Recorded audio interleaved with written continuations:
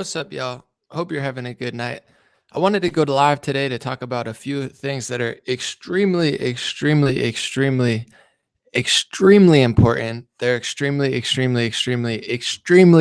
under talked about and under identified. And it's something that I got a little bit of backlash, so I'd like to address publicly and verbally as opposed to text based and arguing back and forth because I stand by everything that I'm saying. And it's something that needs to be said. It's not about human beings. It's not about feelings. It's not about picking teams. I'm not telling you who to support and who not to support, who to trust, who not to trust. I'm not saying any of that. What I'm saying is you have to understand, or you don't need to understand, but if you want to know what's going on, Facebook, Twitter, YouTube, a lot of the tech companies, and now it's going on in the Congress.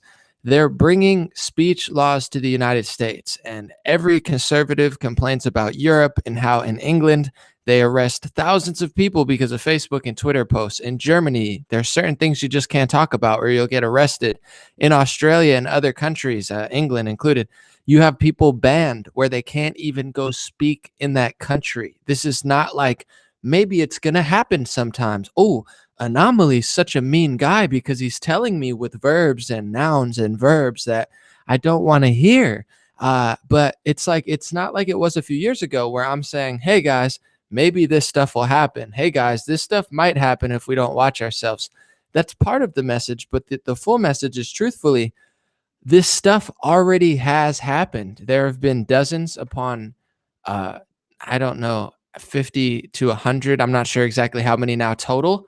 People who have been deplatformed completely. The YouTube search algorithm, as I said in my last video, I know a lot of people caught feelings and said, Anomaly, don't say that that's a lie. It's not a lie. We're going to talk about the dictionary. We're going to talk about, wording, and I did change the wording. But what matters is that there's artificial intelligent algorithms working with these major tech companies, and they're programmed in a ridiculously biased way. It's not kind of biased. It's not a little bit creepy. It's not like, hey, one day maybe we'll get there and YouTube will be as bad as Twitter, or one day maybe we'll get there and we'll have a free speech problem in the United States. It's already here, and they're working to close it up completely. And once you close it up completely, guys, your feelings don't matter. Your Anomaly, I wish you used a different dictionary word there to not hurt my feelings, doesn't matter. None of this matters because once free speech is completely gone, although it's slipping off the mountain of acceptable, what is acceptable and what's not, and it's slipping not just because of the left wing, who absolutely yes is largely responsible for a lot of the censorship. It's the right wing cheering it on too, guys. It's the Tim Pool supporters who are like, Anomaly, I appreciate the fact that you told me the truth, but I'm gonna make the big scoop about what was words and pick one of the definitions of word. We're going to get into all that in like 10-20 seconds. Let's see what you guys are talking about in the comments. As always, I like to engage here on YouTube, and then we're going to jump right into it because this stuff is ridiculously important. It's ridiculously misunderstood. And today I'm just going to have a good time. I'm going to dance more. I'm going to have fun. But I've come to the conclusion that nobody wants to hear because it's much more fun for me to pick a sports team and tell you that everything's perfect. And we have leaders on the right wing who are really, really honest and accurate, and that they had a flawless execution of Twitter and there's no other concerns or truth left to be. I wish I could sit here and lie to you and tell you that stuff. But the truth is today, the side that I thought was the most woke and that was going to protect us from censorship actually does the same things as the left. They say racism, sexism, bigotry. My feelings, dictionary words don't matter because when I like somebody, it hurts my feelings. So Anomaly, could you please not use what the word also means? Can you just pick a different word so I feel better? This is why bad things happen in the world, because people are more concerned with words. People would rather change the dictionary definition than explore the reality, which is there's people out there that are on the front lines that have audiences of 10 and 20 and 30 and 40 and 50 million people and 100 million people watching. And that's great. I don't have an ounce of jealousy or hate or envy or fear in my heart. I really don't. But when you have somebody who spreads a message to tens of millions of people and that message is not accurate and that message is here when it could be here, and you could say, That's fine. That's why I'm here saying my piece. I'm not judging or comparing. I'm just letting you know I'm not going to let the truth be here when it should be here. And I say that, and people say, well, Anomaly, relax, buddy, because we only like when you tell us the truth about leftists and when you make fun of The View. God forbid you tell us that one of our heroes is not 100% factually correct, which none of us are. I mean, some of us are better than others for sure. But let's just jump into it because I want to just talk about multiple things. So I'll start with the first thing. The last video I did was a breakdown of Google, their search algorithm, their recommended video algorithm, how it's now changing, and how ridiculously biased and Orwellian the website is, where it takes you searching 2, 3, 4, 5 pages to even get to what you searched for. They will show you 20 MSNBC videos. They'll show you BBC 7 times. They'll show you Fox once. They'll show you Telemundo. They'll show you everything under the sun except for what you search for. And the truth is, and it's not about me or Tim Pool, and it's not about Alex. It's about what's the truth, what's a lie, what's fact, what's fiction, what's helpful, what's harmful. And the truth is, in my, decade of seeing stuff online and seeing net neutrality to Twitter, to Facebook, I don't know if I know of a more rigged algorithm than YouTube. And the way that YouTube has been rigged as far as the search results is Orwellian. They're deplatforming. They're hiding the actual content. Whether you're left or right wing, they're not showing you Ilhan Omar. They're not showing you Trump. They're not showing you Alex Jones. They're showing you 50 people that they've put in that position and given millions of dollars to and are working with all of these speech and tech companies. They're showing you what they want you to hear, and they're not turning back. This is not like, oh, it's just one thing. They've gone further and further and further and further, and nobody's talking about it. So yes, I like Tim Pool. I respect Tim Pool. I appreciate Tim Pool. But when I see him on Dave Rubin, which is new, the first lie I want to address verbally is that many people, including some of my friends, said, Anomaly, that interview that you took Tim Pool from, that's from a year and a half ago. That's not from yesterday. That's a lie. That's not true. I don't know if you nefariously, people are misleading in the comment section, even people to me personally. That's fine. People make mistakes. I'm not saying people are mean purposely or wrong purposely, but the truth is that interview that I shared is from yesterday. Tim Pool just had 2 different interviews with Rubin, one from 2 years ago, one from yesterday, and he wore almost the exact same thing. I'm sorry that some people have not been able to figure that out. That's not my fault that you come to my comment section and make up totally fake news saying, Anomaly, that's old news. No, that's a brand new video. You guys haven't figured it out yet. That's fine. It's not my fault. Second thing I wanted to talk about, I think Tim Pool did a pretty good job. I'm not going to sit and say I think he did an incredible 10 out of 10 flawless job. I think he did very decently and way better than other people, and that's amazing. I'm very happy for him. I've shown love. I think he's one of the best left-leaning journalists on the planet who is honest and seeking truth. Yes, absolutely. Anomaly, I'm still going to support you and Tim Pool. Great. You should support. And never once did I say that Tim Pool is a total liar and everything he says is a lie. Never once did I say to not support him. You should support him. You should listen to him. You should listen to Dave Rubin, who, just to be very clear, if you listen to that whole podcast that I referenced from yesterday, Dave Rubin disagrees with Tim Pool multiple times. He says, I don't agree with you there. It's okay, guys. Like, people, Anomaly, you said a word that I don't agree with. So Tim does a really good job. I didn't say he didn't. What I'm telling you is the truth.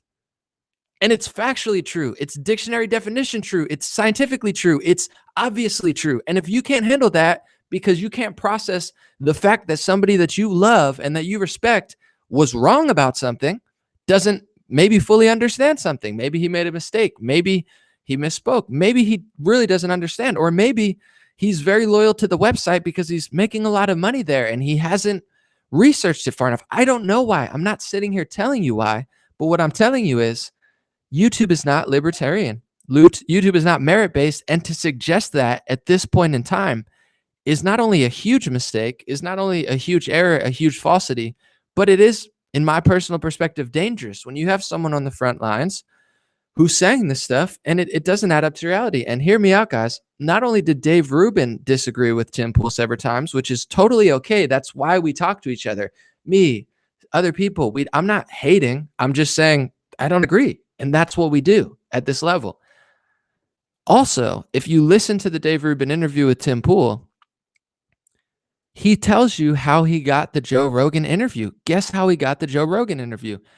He didn't like Joe Rogan and Jack Dorsey's podcast. He said that Joe Rogan was softballing and not doing a good job. Joe saw his video and said, "Hey, Tim Pool, hey, that was a good criticism of me. I appreciate it. I should have you on." So Tim questioned Joe, and that's what got him on the podcast in the first place, was doing what I'm doing, which is questioning the things that aren't adding up. It's okay. If Tim's an honest guy, he'll respect what I'm doing. If Joe's an honest guy, he'll respect what Tim's doing, which he did. It's all okay, guys. The comments are annoying me. First of all, people are lying, saying it's from a year ago, which is just totally not true. And then they're saying that I'm being mean because I changed the title, because the truth, before I get even more into it, the truth and what matters is that YouTube is rigging the search algorithm. They're deplatforming people. They're going further and further and further and further to censor and rig other algorithms, such as their recommended algorithm. They say conspiracy theories. And here, I'll give you another example where, unfortunately, I don't care if you love Tim Pool. I don't care if you like Tim Pool more than me. I hope some people do like Tim Pool more than me. That's fine. But here's another place where he's not really the be all end all, guys. And I'm sorry that hurts people's feelings. When he's talking about conspiracy theories on his first Rogan interview, he said, "Oh, crazy stuff like vaccines and the moon."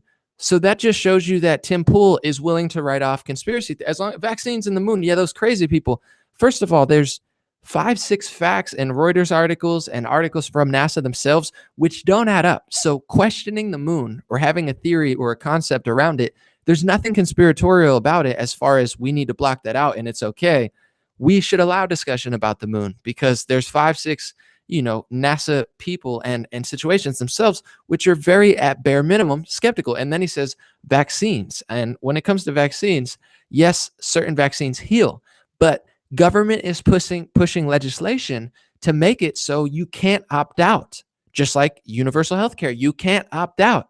Do you know how dangerous it is, Tim Pool? Do you know how dangerous it is, people who don't want me to say this stuff? Do you know how dangerous it is, all of the people who get triggered over dictionary definitions? Do you know how dangerous it is to let the government inject 10, 15, 20, 30 things into you at once and you not be able to opt out? The thing that keeps it honest and good is the fact that we have freedom. If we don't buy it, they won't sell it. But if you're forced to buy it, that's slavery, folks. I don't care if Joe Rogan says it. I don't care if Tim Pool says it. I don't care if my idol on this planet that I love the most says it. It's not okay to write off vaccines as a conspiracy theory. There's kids and there's science, and there's also lawsuits and like literal slush funds organization. You could just Google this stuff. There's evidence and science and reality pointing to certain things about certain vaccines are damaging. Certain things about giving government the control for you to not opt out of something that they inject into you is incredibly alarming and not American. So I don't care that Tim Pool says it.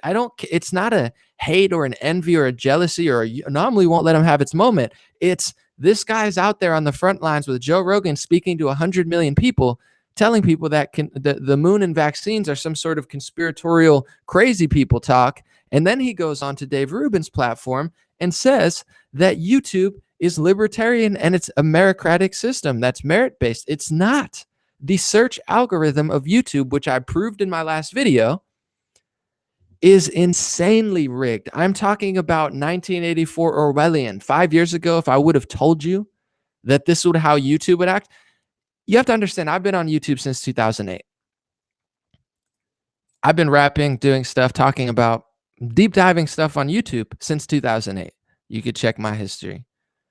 We used to talk about this stuff as a conspiracy theory. We used to watch videos on this in 2009 where they said, how crazy would it be if YouTube got took over by corporations? And everyone said, oh my God, that's such a crazy theory that YouTube might one day get bought out by corporation.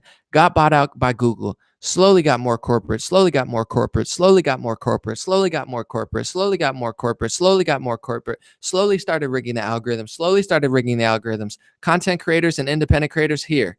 Corporations here, mainstream organizations here, people here. They've been rigging it for 5 years now, further and further and further and further and further and further. and further. So this isn't a theory. This isn't my thought. This is the literal truth. This was what we feared years ago. It's every bit as crazy as what I thought they might do.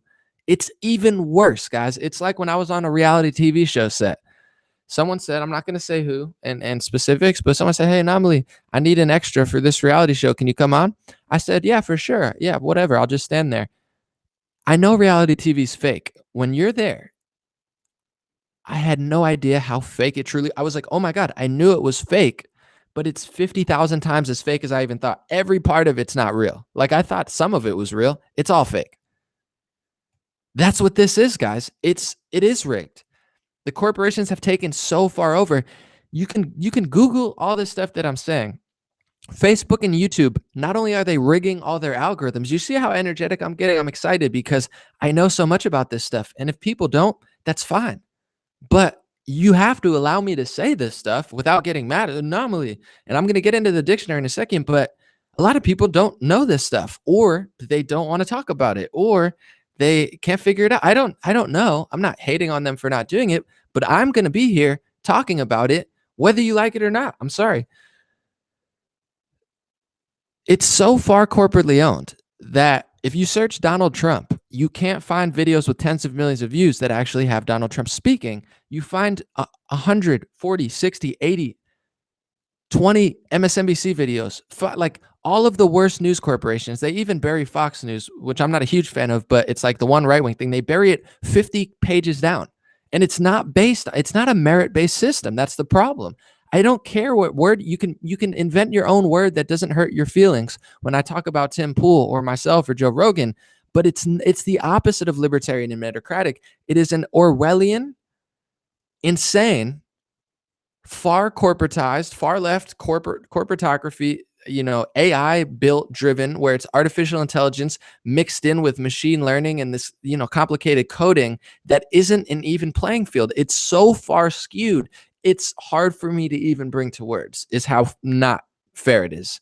And it's not like they're just doing that and saying, well, you can exist, but way at the bottom. They did that to Alex Jones. He had 1.5 billion views, not a million. He had 1.5 billion views, billion with a B. And they took his channel down. So that's 1.5 billion views disappeared. This is what we thought about in the 80s. Wouldn't it be crazy if you didn't have a platform and they just lied about you and they took over like the Nazi Germany did, where they wouldn't let you spread information? That's what it is, guys. You can't find authentic information, and they're making it harder and harder and harder and harder and harder until the point where it doesn't exist anymore. And I'm going to combine this with multiple things. And if you don't get this, I don't care if you love Tim Pool. I don't care if you don't really like Tim Pool. I don't care if you love me. I don't care if you hate me. I don't care if you love Trump. I don't care if you hate Trump. I don't care if you call yourself a conservative. I don't care if you call yourself a progressive. I don't care if you call yourself a libertarian or a matrix breaker or a free thinker. You need to hear this. And if people don't embrace the clear, obvious truths, which I am not only speaking, but displaying with pretty much undebatable truth, where even Tim Pool or Joe Rogan or even Google would see that and be like, well, yeah, I mean, that's literally what it is. I took a screenshot. It's not like I altered the video. I took visual evidence of it. It's all happening. And on top of them rigging the algorithms completely, they're giving themselves millions of dollars through these backdoor. YouTube is going to fight fake news. YouTube is going to fight fake news. So we're going to make $10 million or $50 million. We're going to give it to local news organizations. We're going to give it to our friends, and we're going to get their, and people are like, oh, they must be paying for ads. No, do you feel what I'm saying? I know I'm energetic, but they're rigging it in their favor. So they're giving them more profits, more traffic, more priority, and most importantly, control over what people see. And you've got to be out of your mind if you don't understand that most people will go to YouTube and search stuff. If you're looking for something, you use the search engine. Like on Google, it's the most important thing. On YouTube, maybe it's not the top one, but top 3 is the search engine. They're making it impossible to find good videos, and they're putting blatant lies and propaganda all at the top, not because they're high ranked, because the algorithm favors them as top news. When it says top news, that means that's not the highest rated, not the most viewed, not the most engaged. It's jumping above all the better videos that are libertarian and merit based ahead of it, because that's what they do. And it's not because they're paying for ads. Before I move on, it's not because they're paying for ads. It's because they're getting paid while doing it. It's like Anomaly. I'm going to give you my mansion. I'm going to give you a month cruise, and I'm going to give you $1 million on top of it. There's no paying for the service. They're getting paid to rig it for themselves. I'm going to read 2 super chats. And then I'm going to talk about dictionary definitions. And then I'm going to talk about the speech law that passed, because conservatives have argued with me all week and said, Anomaly, oh my God, you don't get it. I follow Candace Owens, and I follow Donald Trump, and I follow Charlie Kirk, and I follow Tim Pool. And I'm not knocking all of those people. They're all great people with a lot of wisdom and knowledge and great matrix breaking material. God bless them all. But what I'm saying is the truth. And I can't tell you who else is saying it and who else isn't. I don't know. I'm not responsible for what they say or do. I'm responsible for what I say and do. And I'm telling you, open your eyes to what I'm saying, do the research, and please come to a logical conclusion that this stuff is happening. And if it hurts your feelings, I don't know what to tell you. Denise Liberarian said, pivotal time in history. We must not let this info takeover happen. Anomaly tells the truth. Not is Google true fact. You can't find these topics in Google that search area.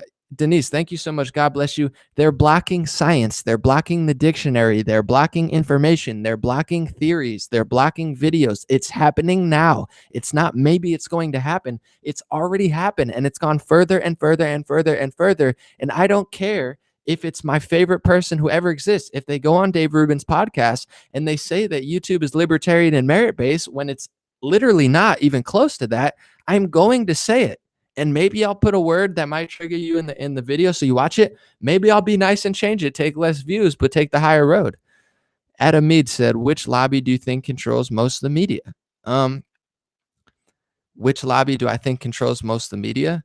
Left-wing lobby, Jewish lobby, both of those. Speech organizations that are tied in with Jewish organizations and left-wing organizations, to be completely frank, that's who I think has the most control over it. And I'll tell you, well, but just to let you know, there's going to be Saudi money in there. There's Chinese money in there. I'm not just blaming one group, but it's left-wingers for sure, with the help of right-wingers. When it crosses over to the Jewish lobbyists, they forget American values and they say, no.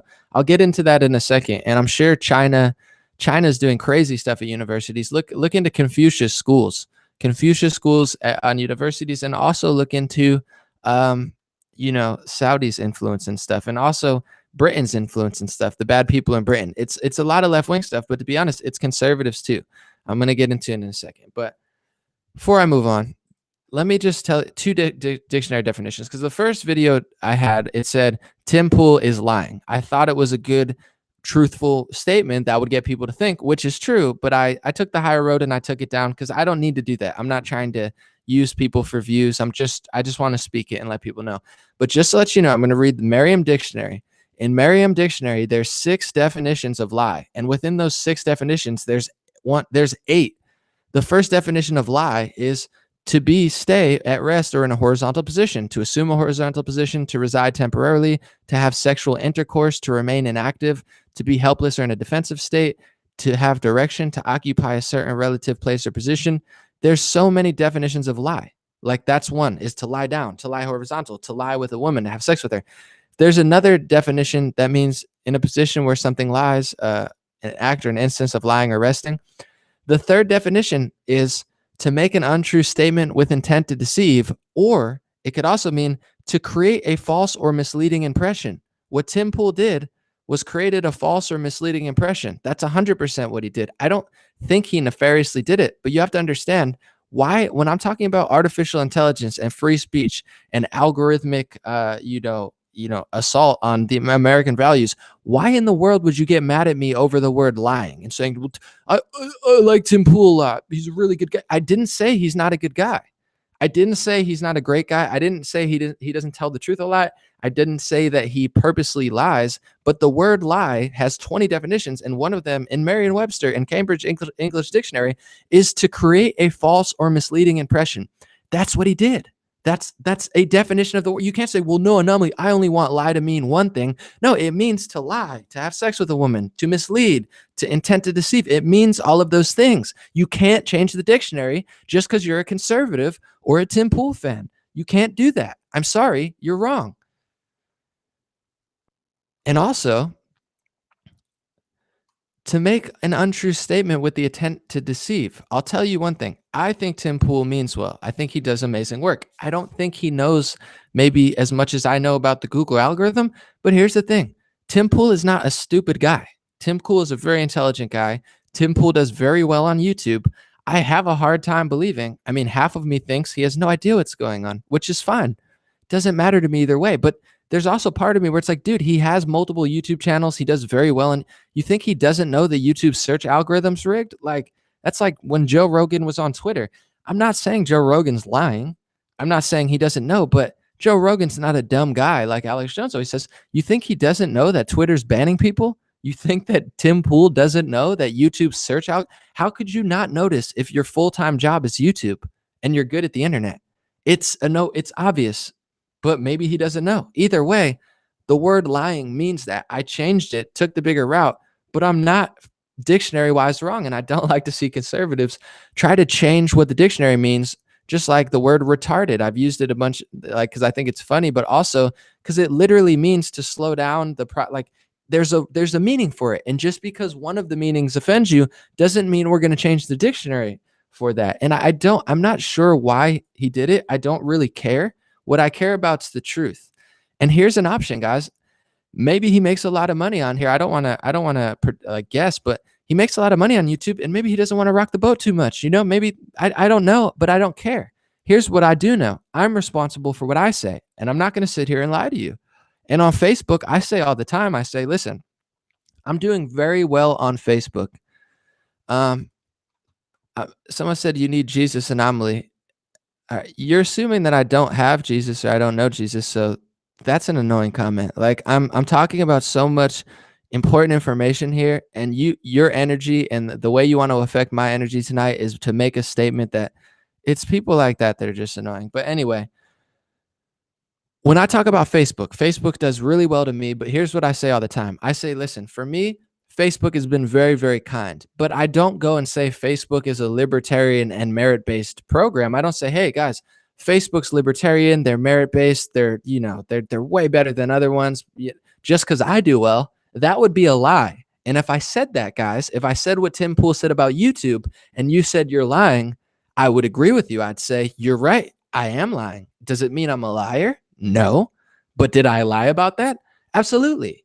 It's a lie. So I don't know how you want me to explain it or dumb it down or water it down so it doesn't hurt your feelings and make you feel all these straw man arguments that don't matter. It would be a lie. That's why when I talk about Facebook, I say they're good to me, but they also ban people with AI bots in the comment section. You could say an illegal immigrant is illegal and against the law, and they can literally block you for a week for telling the truth. Facebook is not libertarian. Facebook is not merit-based, albeit I'm doing very well financially and statistically on YouTube, reaching a lot of people. They're finally paying me in ads. Yeah, I don't want to rock the boat, but I'm not going to sit here and lie to you just because I'm making a lot of money. I'm sorry, I'm just not going to do that. So with YouTube, there's multiple options, but either way, it doesn't matter. I'm just going through them. Either Tim has no idea what he's talking about.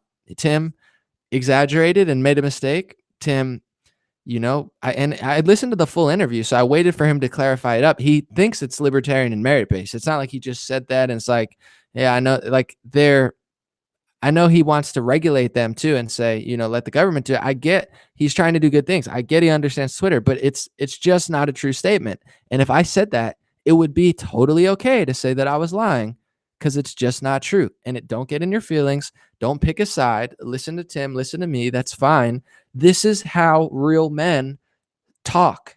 This is what real men do. They don't squirm and say, oh my goodness, anomaly. I don't want it happened. I'm sorry. It's not right.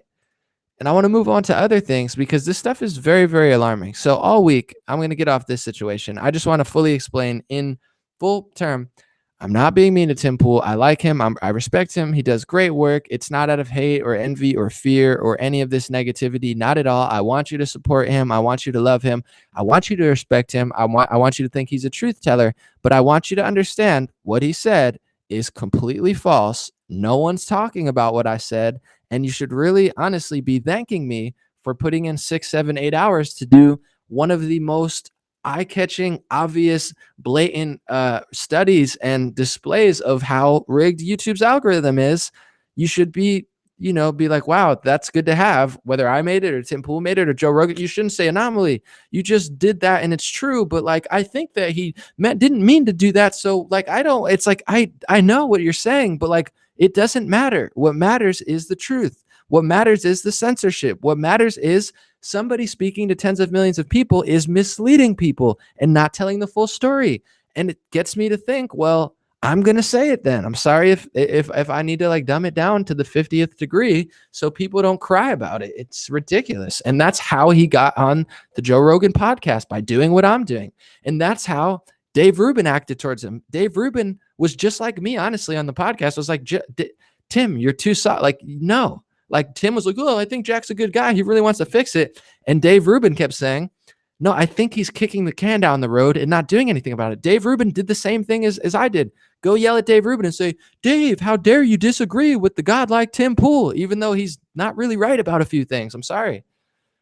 Now I want to get to where conservatives are screwing up on free speech. And once again, I love conservatives. I love patriots. I love libertarians. I love right wingers. I love the mainstreamers. I love them all. You know, it's all love, but they're misleading you down the wrong path.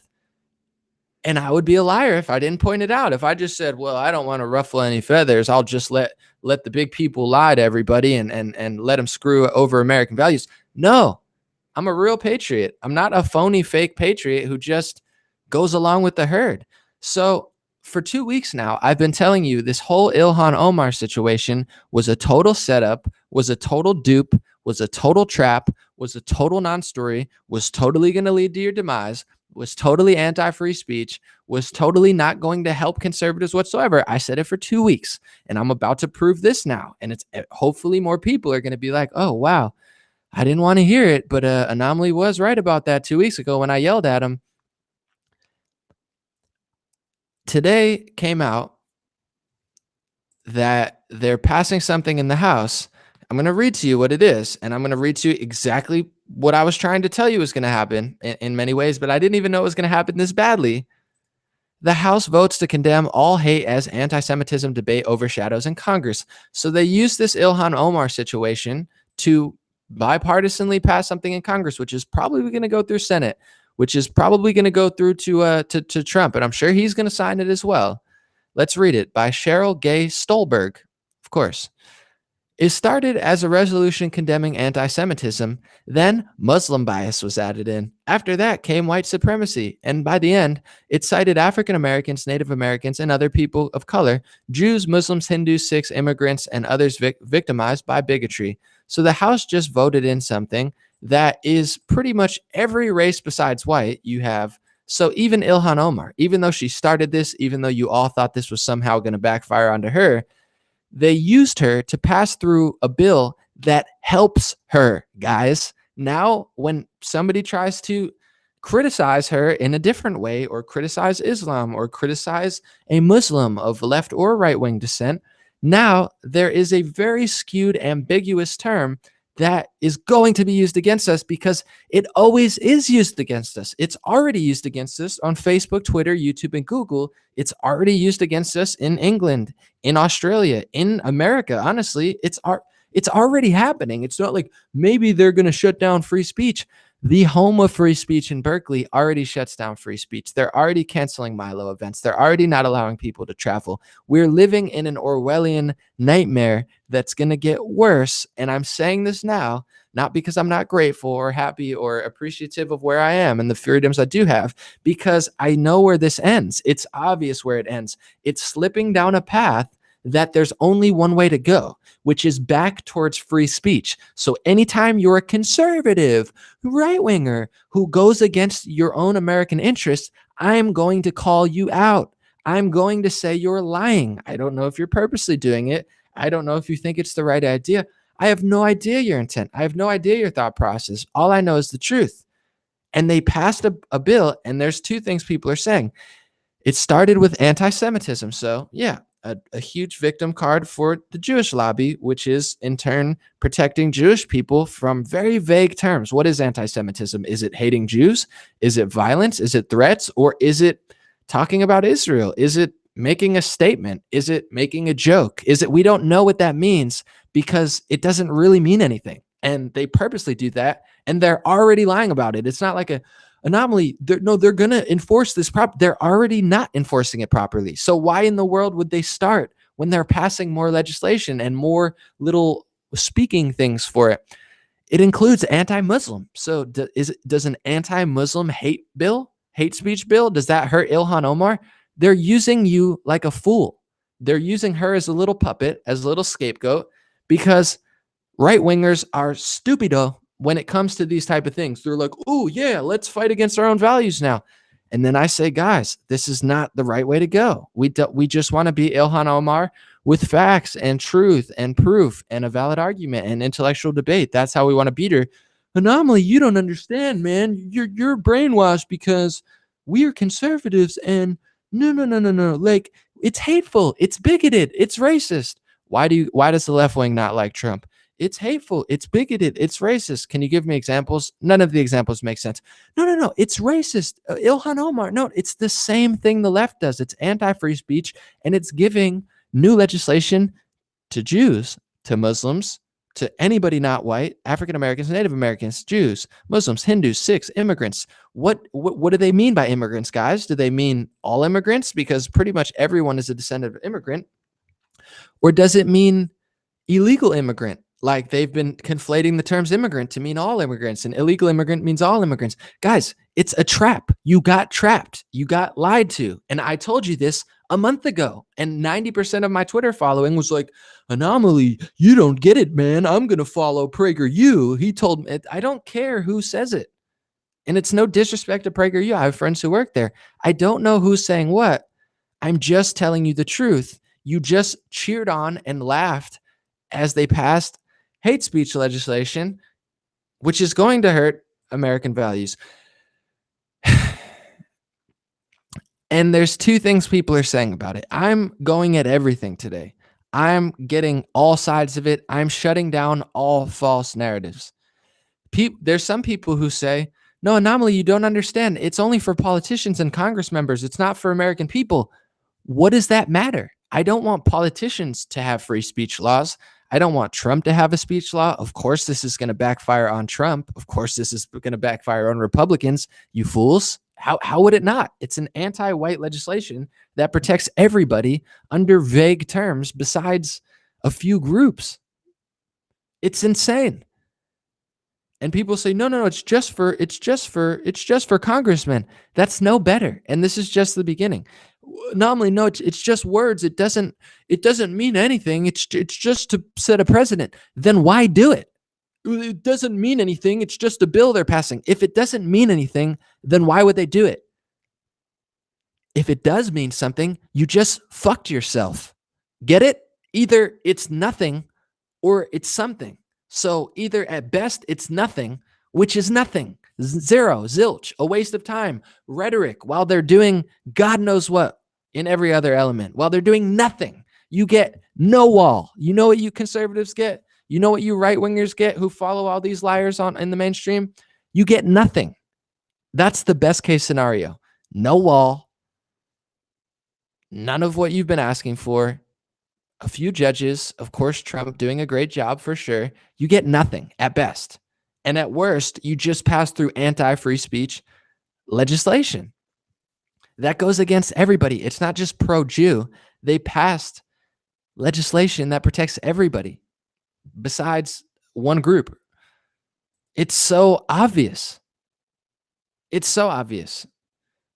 I'm going to play a clip right now of Nancy Pelosi, and I'm telling you right now, when I say this stuff, it's actually hilarious because more Jewish people like me, like people who talk about the Jewish agenda or Judaism or Jewish influence in media and film and entertainment actually attracts more Jewish people. I'm just going to be honest. When I'm on Owen Benjamin's stream, who goes even further than me in certain elements, I get people from Israel who start loving me. Like Jews like Owen Benjamin.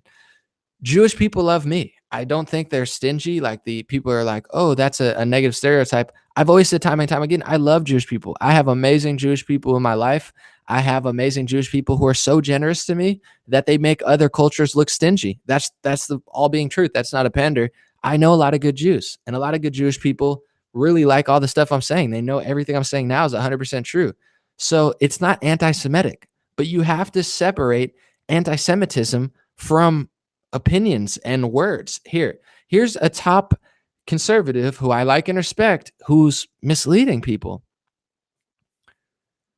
This is James Woods. He said Democrat anti-Semitism. So he retweeted Ilhan Omar, said Democrat anti-Semitism.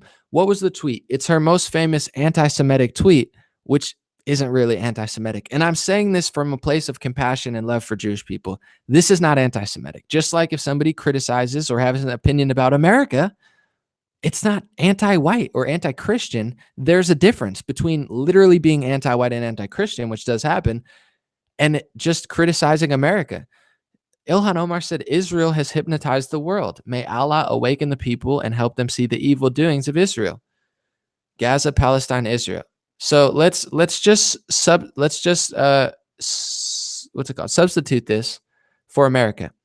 If I said America has hypnotized the world, may Jesus Christ awaken the people, or may Allah awaken the people and let them see the evils of America. I understand she's Muslim. I understand that there's extremists in her religion that she probably supports.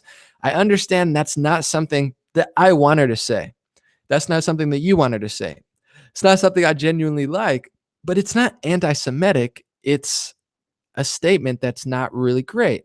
So if you say that that's anti-Semitic, if you say that talking about AIPAC, which is literally an Israeli lobbying group, that's just what it does. Just like NRA, they lobby for guns. AIPAC lobbies for Israel. That's literally what they do.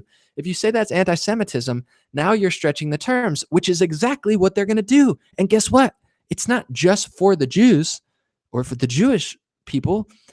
Anti-Muslim bias was added into this bill, guys. So Ilhan Omar she might be a part of the whole plan, honestly. It might be like, hey, you be the fall guy, we'll trick conservatives, and then we'll use it to give you proper legislation. Who knows? It could be, she could be just setting this all up to get herself some more victim cards and some more legislation that gives her space to do whatever. Like this actually helps her, this legislation. So you got tricked and duped by your conservative leaders. Adam Mead said, outside of control, what's their end game? What's their objective? I have no idea. I don't know. I have no idea what their objective is. It's kind of like the Tim Pool situation. Maybe they just have no idea what they're doing. Like why isn't everybody good at basketball? Why doesn't everyone make great decisions? You know, why doesn't everyone tell the truth? Why doesn't everyone excel in life? I don't know. Some people just mess up. I don't know. Let's listen to Nancy Pelosi talk about Israel, guys. Let me find this. Did I lose where I was at? Here we go. I got to scroll down. Nancy Pelosi basically says, I'm going to let you listen to it. She says, even if America crumbles, I will still stand up with Israel. I don't care if you support Israel. I'm not anti-Jewish in any way, shape, or form. However, imagine if Trump said, if our capital falls, I'll still stand up with Israel. That's creepy, guys. She's an American politician. There shouldn't be even a thing of doubt in her mind that we're going to crumble. That's insane. Listen to what she says, guys. I don't care if you're pro-Israel or pro-Jewish, everything. This is not okay. And I think people are starting to get this. And if you don't, I'm going to keep saying it. Listen, Nancy Pelosi. When they asked me if this Capitol crumbled to the ground, the one thing that would remain is our commitment to our aid. I don't even call it aid, our cooperation with Israel. That's fundamental to who we, to. Let's listen again. Can you guys hear it? People, when they ask me when they ask me Capitol crumbled to the if ground, this Capitol crumbled to the ground, one thing the one that thing would remain is our commitment is our to commitment aid. or our I don't aid. even call it aid. I don't even call it aid. Our cooperation with Israel. with Israel. That's fundamental to who we That's fundamental to who we are. Do you get it yet, guys, or no? I don't know if you guys get it. Does this bother you? I don't care if she supports Israel. I don't care if you support Israel. When you have a sitting leader of a political party in our country, she's the leader of the Democratic Party, saying, even if our capital crumbles, we'll still support Israel. What the fuck does that even mean, guys? What the fuck does that mean? Imagine if Trump stood there and said, you know what? Even if America crumbled, I'm going to stand up with our aid to Israel. Do you not get it, guys? Do I have to dumb it down 20 more times and take all this heat and get lied about and have people get upset on the left and the right? Do you not get it? She's not the only one like that. It's okay to support Israel. It's okay that we're allied with Israel. I'll give people that. But to say our capital might crumble, or if it and actively she's somebody among people who is making it crumble, crumbling our country, crumbling our country, crumbling our country, crumbling our infrastructure, crumbling our infrastructure, crumbling our country. And then she's at some Jewish organization saying, even if our country capital crumbles here, the one thing that will remain is our support to Israel. Fuck you, Nancy Pelosi, and fuck anybody who doesn't even slightly understand that this is like remotely a little bit of a problem. Now, do you get it, guys? So what did they get? Did we get a wall? No, we had bipartisan legislation to give more speech laws for Muslims, Jews, Sikhs, immigrants, which is a vague term that they've been lying about. They've been lying about the dictionary. Guys, you just fucked yourself. And I'm upset a little bit now because I told you this a month ago. And oh, no, you don't understand. I really don't like Ilhan Omar. Well, congratulations. Now you can't criticize her in 6 months. And now it's questionable to criticize certain people because you cheered on legislation and an agenda of anti-American values and anti-free speech. I'm going to read 2 super chats, and then I'm going to continue, and I'm not going to stop. Alyssa Pasardis, or I said your name wrong, but you get it.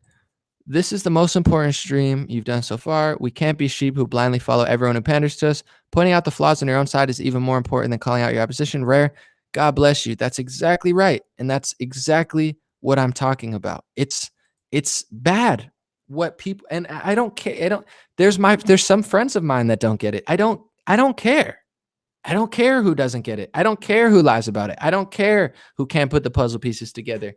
We have a leader of our party and dozens of sitting senators that care about another country more than they care about the United States and America. So much so to the point, do you think she'd ever say to Israel, even if Israel crumbles, I'm still going to stand up for America? She would never say that because then she wouldn't be there. And she probably wouldn't have a lot of money or power or influence in the Democratic Party because she's a puppet. She cares more about another. She would never say, you can't even say Jewish people are getting money, everything's kosher. If you say that, they'll call you anti-Semitic. If you say AIPAC, they'll call you anti-Semitic. But she can say America's going to crumble, and that's not anti-American or anti-Christian or whatever you want to call it. Guys, it's all a setup. What's the only thing that the right and the left agree on besides regime change, war in the Middle East?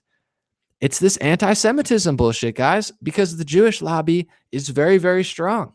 And in many ways, it's just conservatives being idiots. Honestly, I'm going to just be raw and uncut with you guys like Eddie Murphy this time. Conservatives are idiots.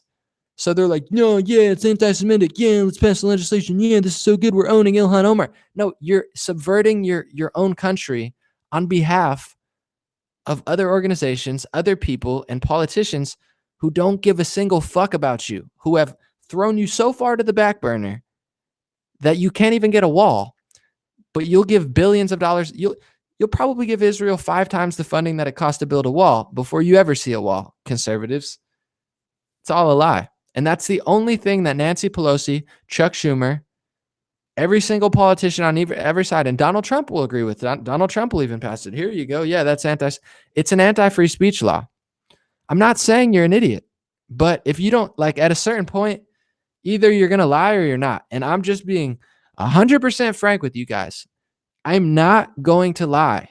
I'm not going to back down in my truth. I'm not going to not tell you these things because mainstream conservatives aren't telling you this. I'm not going to not tell you the reality of what's going on just because some of my audience doesn't want to hear it or can't process the reality that's going on. We are being lied to by both parties. They will pass anti-speech laws. When George Bush was in office, you know what happened? We lost freedom. And you know what happens when Obama gets into office? Then he gets all those laws and those extra powers that Bush had.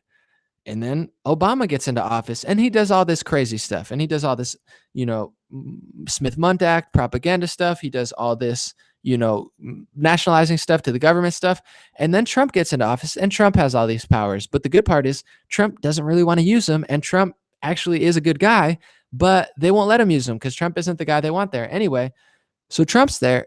And then if he passes this legislation or Nancy Pelosi to Mitch McConnell passes legislation and all that mainstream conservatives on Fox and all about CPAC are saying, yay, we got the anti-Semites. Guess what? Now when a leftist gets elected or when someone else besides Trump gets elected or Trump's elected, it all moves on. It's all still there. There's no way that we should be going any way besides back from censorship. We should have CPAC and the top conservatives and Tim Pool and others, I'm not knocking Tim, I'm just saying everybody should be saying, YouTube, unrig your algorithm. YouTube, stop deplatforming people. U.S. Congress, government, don't enact hate speech laws. Not rhetoric, not for congressmen, not for the president, not for the citizens. We don't do hate speech laws here. We don't push this gooey legislation. Do you not get it? Do you know why in UK, hundreds upon thousands of people have been arrested for Facebook posts? Do you think it's because they're anti-Semitic? Do you think it's because they're bigoted versus Muslims?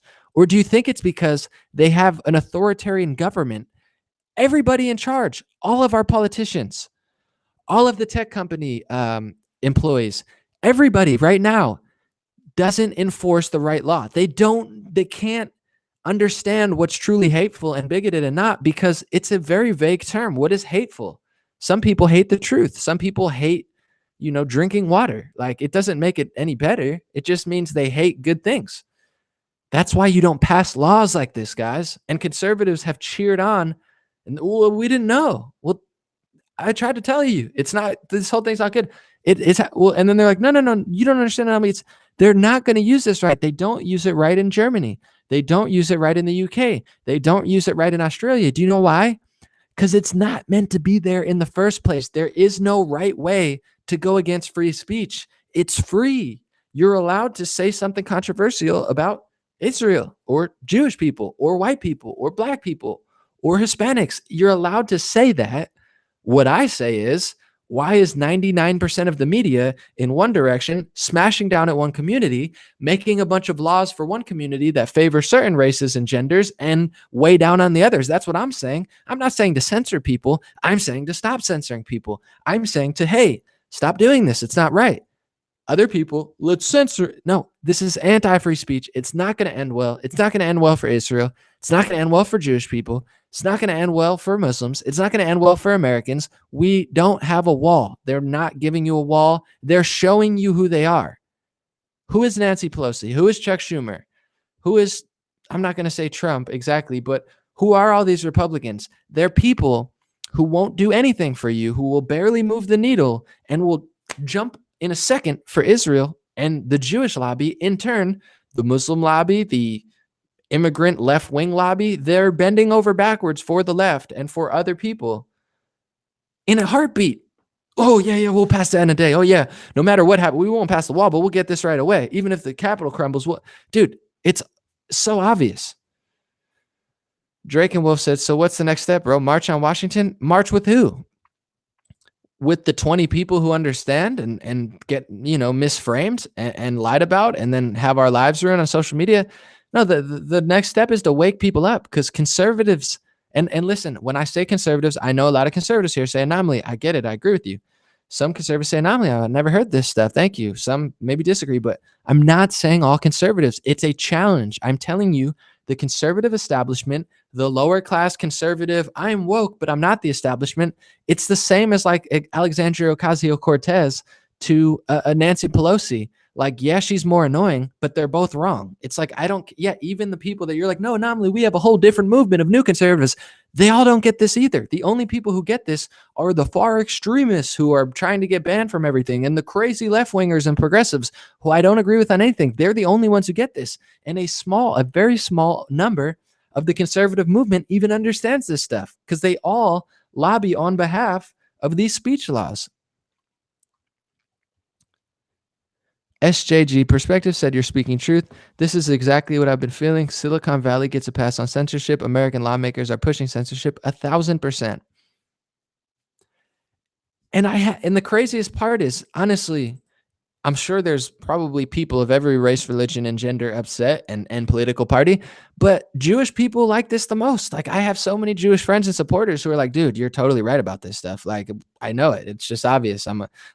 It transcends anti-Semitism and anti-bigotry, Muslim, like, doesn't matter. None of those are all just labels designed to take away your speech and your rights and your ability to flow throughout the information ocean. So real people from all sides are like, dude, anomaly's right. And it's not going to help Jews.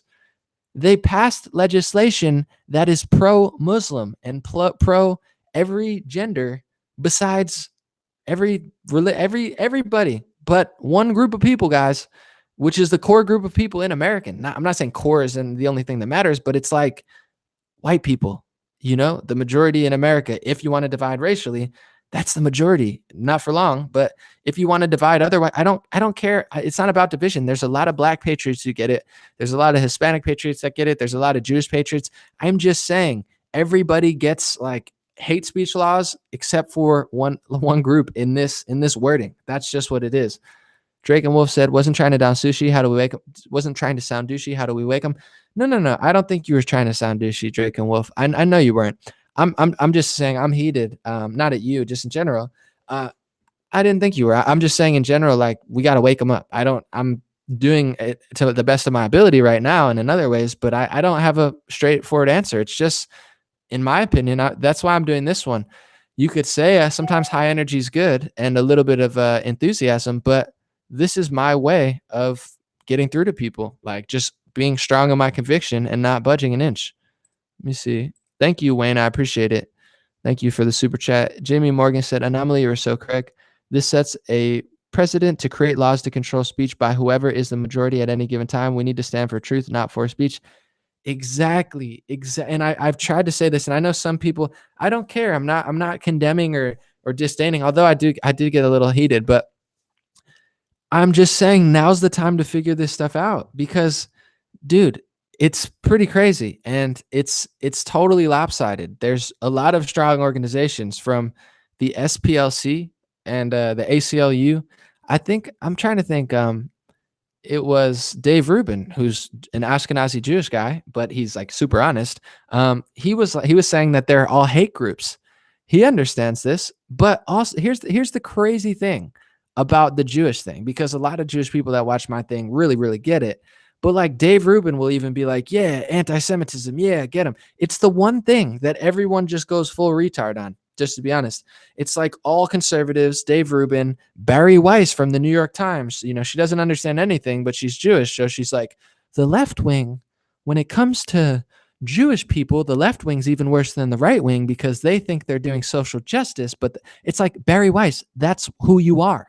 That's what you do every day. You do the same thing with leftism. You do the same thing with all of these stories. And then you only realize when it's Jewish, Ben Shapiro, Dave Rubin, they're so pro free speech and they really get it on a systemic level. But when it comes to Jewish, they start doing straw man arguments and saying, no, this bigotry and hate racism is unaccepted.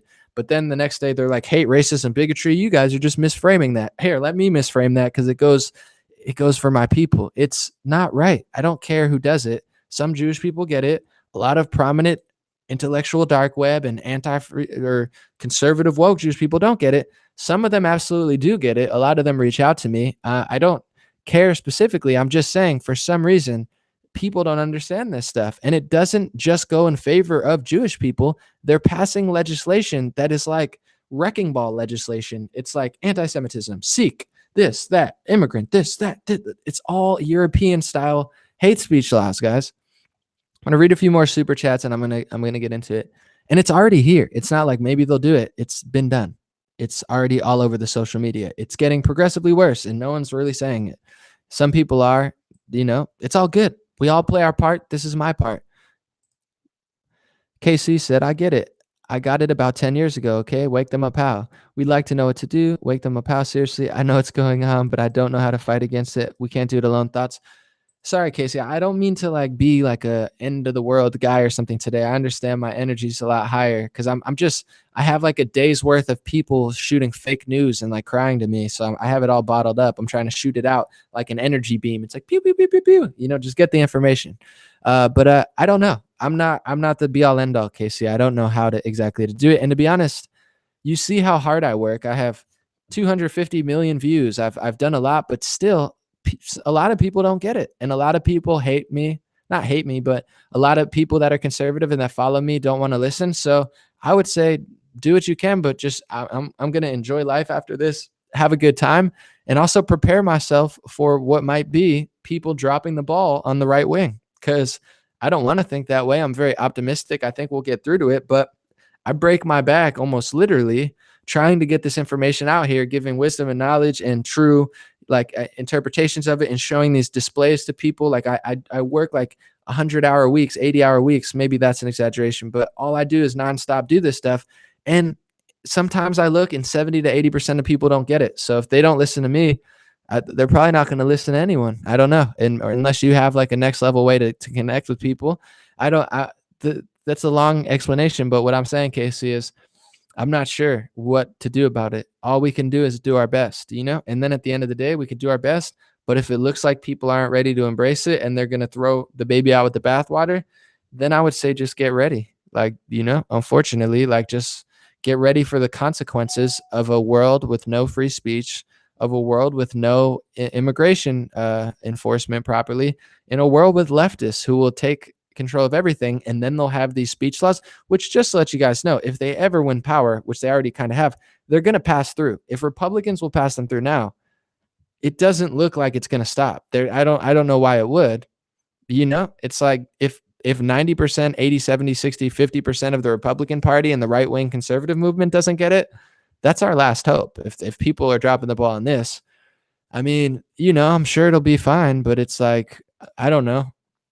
I like free speech a lot. I'm not trying to be like a doomsday type person, but I think of free speech as a very serious thing. And I think losing it is not good. So I'm not going to give it up, but I can't tell you how to protect it because I don't know the answer to that. I can't tell you.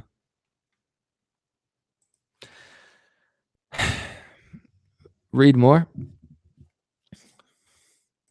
Yeah, it's just getting to the point where it's all already happening. Like it's like 5 years ago, or even a year ago or 2 years ago, I thought to myself, and this is why I don't care if it's Tim Pool. I don't care if it's my favorite conservative. I don't care if it's Tucker Carlson. I'm going to say this, and I'm not going to back down.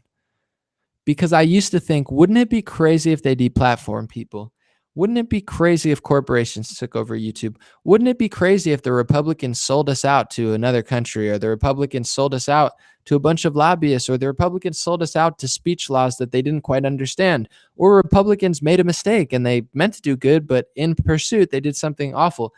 I don't know why it's happening, but it's happening. That's all I can tell you. It's not like a, dude, Anomaly, you're exaggerating. It's all happened already. Like it's already here. People getting banned from countries, people getting banned from entire websites, which facilitate all the information flow, people getting downranked, people having books, or people lobbying to get books completely taken out of certain areas, whether it be online or in print. Like it's all happening. And this is why we have to stand. And this is why we have to do stuff like this and get conservatives on the same page. And that's why I do this stuff, guys. When I call out Tim Pool, honestly, I probably should have left Tim Pool is lying in the title, not because I'm trying to be mean, but because I wanted to get more views. I wanted to catch people's attention. I kind of wanted to make people, a little off put at this point, because I want to get an interview to the point where someone needs to say this stuff on the Joe Rogan podcast.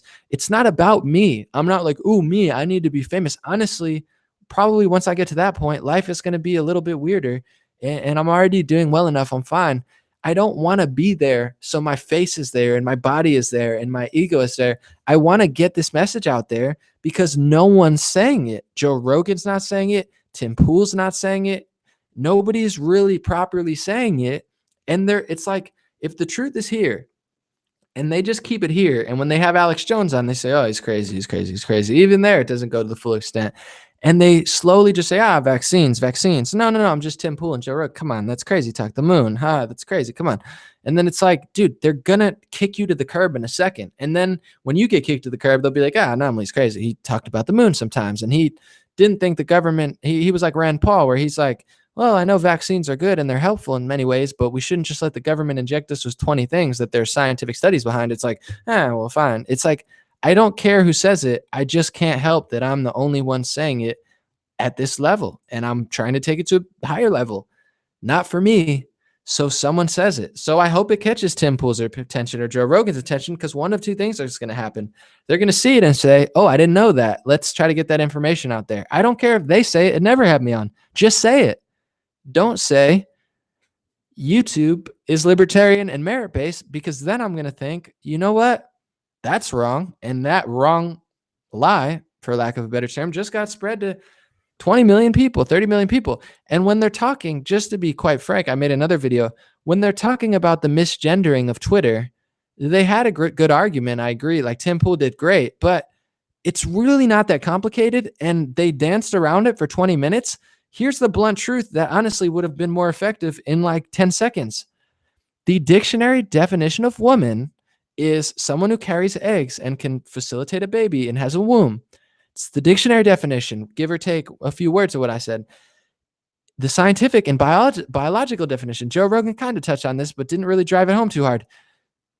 Twitter's rules are anti-science. Twitter's rules are anti-dictionary. So if you follow the dictionary and science, you break their Orwellian hate speech laws. Tim Pool didn't say this, guys. I understand he did a great job. I understand he really held him to the fire at many points. But he kept saying, well, Ben Shapiro thinks it's this way and conservatives think it this way, so you're biased against them. No, Tim, it's not just that conservatives and Ben Shapiro think it's that way. It's the dictionary definition. It's the scientific definition. He never said that. He's like, well, no, that's how they interpret it. It's the dictionary, Tim and Vijaya and Joe. It's science. I know they roughly touched on it, but it's like when I'm watching this interview, everyone else is saying, and I'm not being hateful or nasty. I'm just letting you know, this is my interpretation of it. Like, I didn't watch it like, dude, they really crushed them. I kind of agree with Dave Rubin on this. They kicked the can down the road and ran in circles for an hour and were like, hey, and they're like, hey. Like it was all just a big spectacle.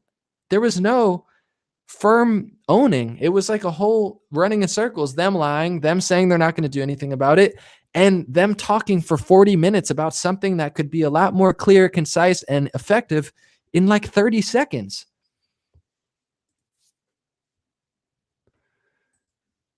I'll read some comments real quick. Someone said, dude, I find you riding with Roseanne suspect.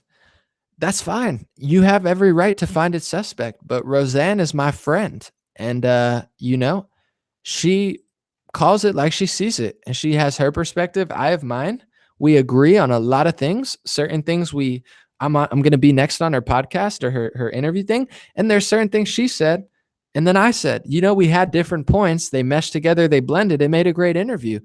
I don't know what to tell you. Like, I'm a person of the people. I firmly stand in my truths. You see me here. There's not something I won't talk about. But I like Roseanne. We don't have to match up 100% politically or ideologically, but she knows that I'm smart, or at least I'm not saying like, oh, I'm so smart, but she says that to me. She's like, Anomaly, you're really, really smart. Like, she compliments me all the time. It's very nice. Like, I'm not calling myself, I'm saying she says I'm smart.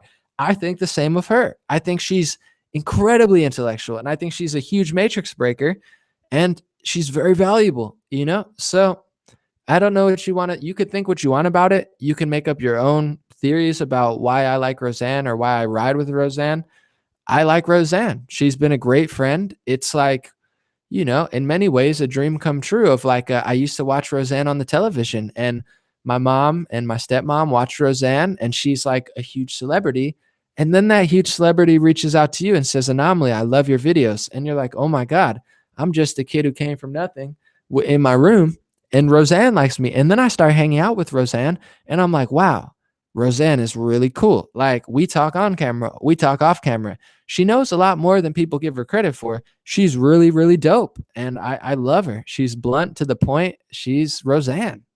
So I set her up with a Jesse Lee Peterson interview. I send her a text message and I say, hey, I talked about you on Jesse Lee. And she said, cool, I want to be on the show. So I texted Jesse Lee's team and I said, hey, Roseanne wants to be on the show. So it happened. And then I was like, can I come and watch? They said, sure. So I watched them film the live Roseanne thing that I set up. She shouted me out in the interview and she says, Anomaly, I got to give you a ride in my Tesla. So I ride in Roseanne's Tesla. We have a meeting and I chill with Roseanne more often than other people. I've hung out with her 3 or 4 times. I'm really good friends with her son. We're all individuals, me, her son, her. We're all totally different people, although we have a lot of overlap. And that's what it is. I love Roseanne and I love her family. And if that's suspect to you, that's fine. But it's like I I want to do, and here I'm going to give a compliment to someone. Candace Owens did a sit down with a Black Lives Matter guy. That's the type of stuff that we need to do. That's why I have my podcast, Make America Debate Again. This is what we need to do. Does Candace Owens agree with Black Lives Matter on everything? No, but we should be friends. And I'm not even saying me and Roseanne. It's not even the same. It's not even the same thing as like Black Lives Matter. Candace, me, like we go together. Like we definitely, mesh a little bit easier. But that's dope. And guess what? In the preview, I'll tell you what. Someone said better than Rosie O'Donnell. I'm trying to set up a Rosie O'Donnell interview. I'm working. I'm making my dream a reality on this planet. It's pretty nuts. But Candace was talking to Black Lives Matter, and although I tend to agree with Candace Owens, her philosophy a little bit more than Black Lives Matter, I will say Black Lives Matter guy had a good point. Candace said the number one problem in this country is lack of fathers in homes. And it's debatable, but that's a good point for sure. For sure. I think it's a good point to bring up. Yes. And no leftists want to do it. But then he says, no, I think the number one problem facing Black people is the food in their communities. It's a good answer. It's debatable which one affects people more. But Candace was like, no, no, no. And he was like, no, no, no. They disagreed. But I'm here to say, I think they both are valid points. But honestly, I think it's great that the Black Lives Matter guy brought up food in neighborhoods. Food has absolutely been weaponized, not only against Black people, but against all people. So that's a good point to bring up. Do you get what I'm saying? You want to think it's suspect that I talk to people, but this is how you get the truth out there. You get people who disagree and who aren't exactly the same, philosophy wise, psychology wise, race wise, religion wise, gender wise, and that's where the magic happens. So yeah. Kathleen Cohn said transgender males are now demanding womb transplants. It's all going insane. I mean, they're beating the crap out of people in UFC. They're getting free rights. They're getting, legislation passed in their favor very soon, if not already. Like, it's all going too far. So anybody that calls himself conservative or calls himself a truth teller or intellectual dark web or standards of speech, they need to stand firm. They need to say this stuff. And I'm going to say this stuff. And hopefully one day they sit down with me, like many have before, and get the side of the story that no one wants to say. And I'll say it if no one else will. Derek Coe said, I'm just reading the super chat. Do people ever get turned off by your sincerity, especially when they're giving you that fluoride stare? You ever have to change up your approach? Hard facts fast or gentle, pressure applied relentlessly? First of all, thank you so much, Derek. I appreciate you so much. Thank you to everybody supporting. It means a lot. Do people ever get turned off by your sincerity? I don't know. I don't know if it's the sincerity that turns them off, but I think maybe, everybody's different, but I think it's the breaking of someone's narrative. I'm not that attached to anything I believe in, and I think that can be a superpower if you can flow with life and learn and observe and not be stubborn. A lot of people are egotistical and stubborn. So when they're so like, you can tell, and I'm not going to name names, but like there's certain people that in my viewing, they care more about stature and status and money and power than they do the truth. And it happens on the left and the right because a lot of people make excuses for people, and that's fine. Maybe they don't know, but dude, you have to understand a lot of these people they're getting paid six figures, in some cases seven figures, to talk about politics, to travel around the country. Like, you think they don't know this stuff? You think they haven't learned this stuff? They're getting paid more money than you and me combined to do this stuff. So I think it's a little naive sometimes to think that they just don't know. So I don't think people get turned off by the sincerity, to answer your question. I think they get turned off by the honesty when it goes against their agenda of like stubbornness, ego, sports team mentality, like not affecting the herd, not affecting the people who make you feel smart and good. Like I think it's more that. You ever had to change up your approach? I mean, for sure. I always change up my approach. That's why I do so many videos. Like this is my answer to my other video that's going somewhat viral, but not really.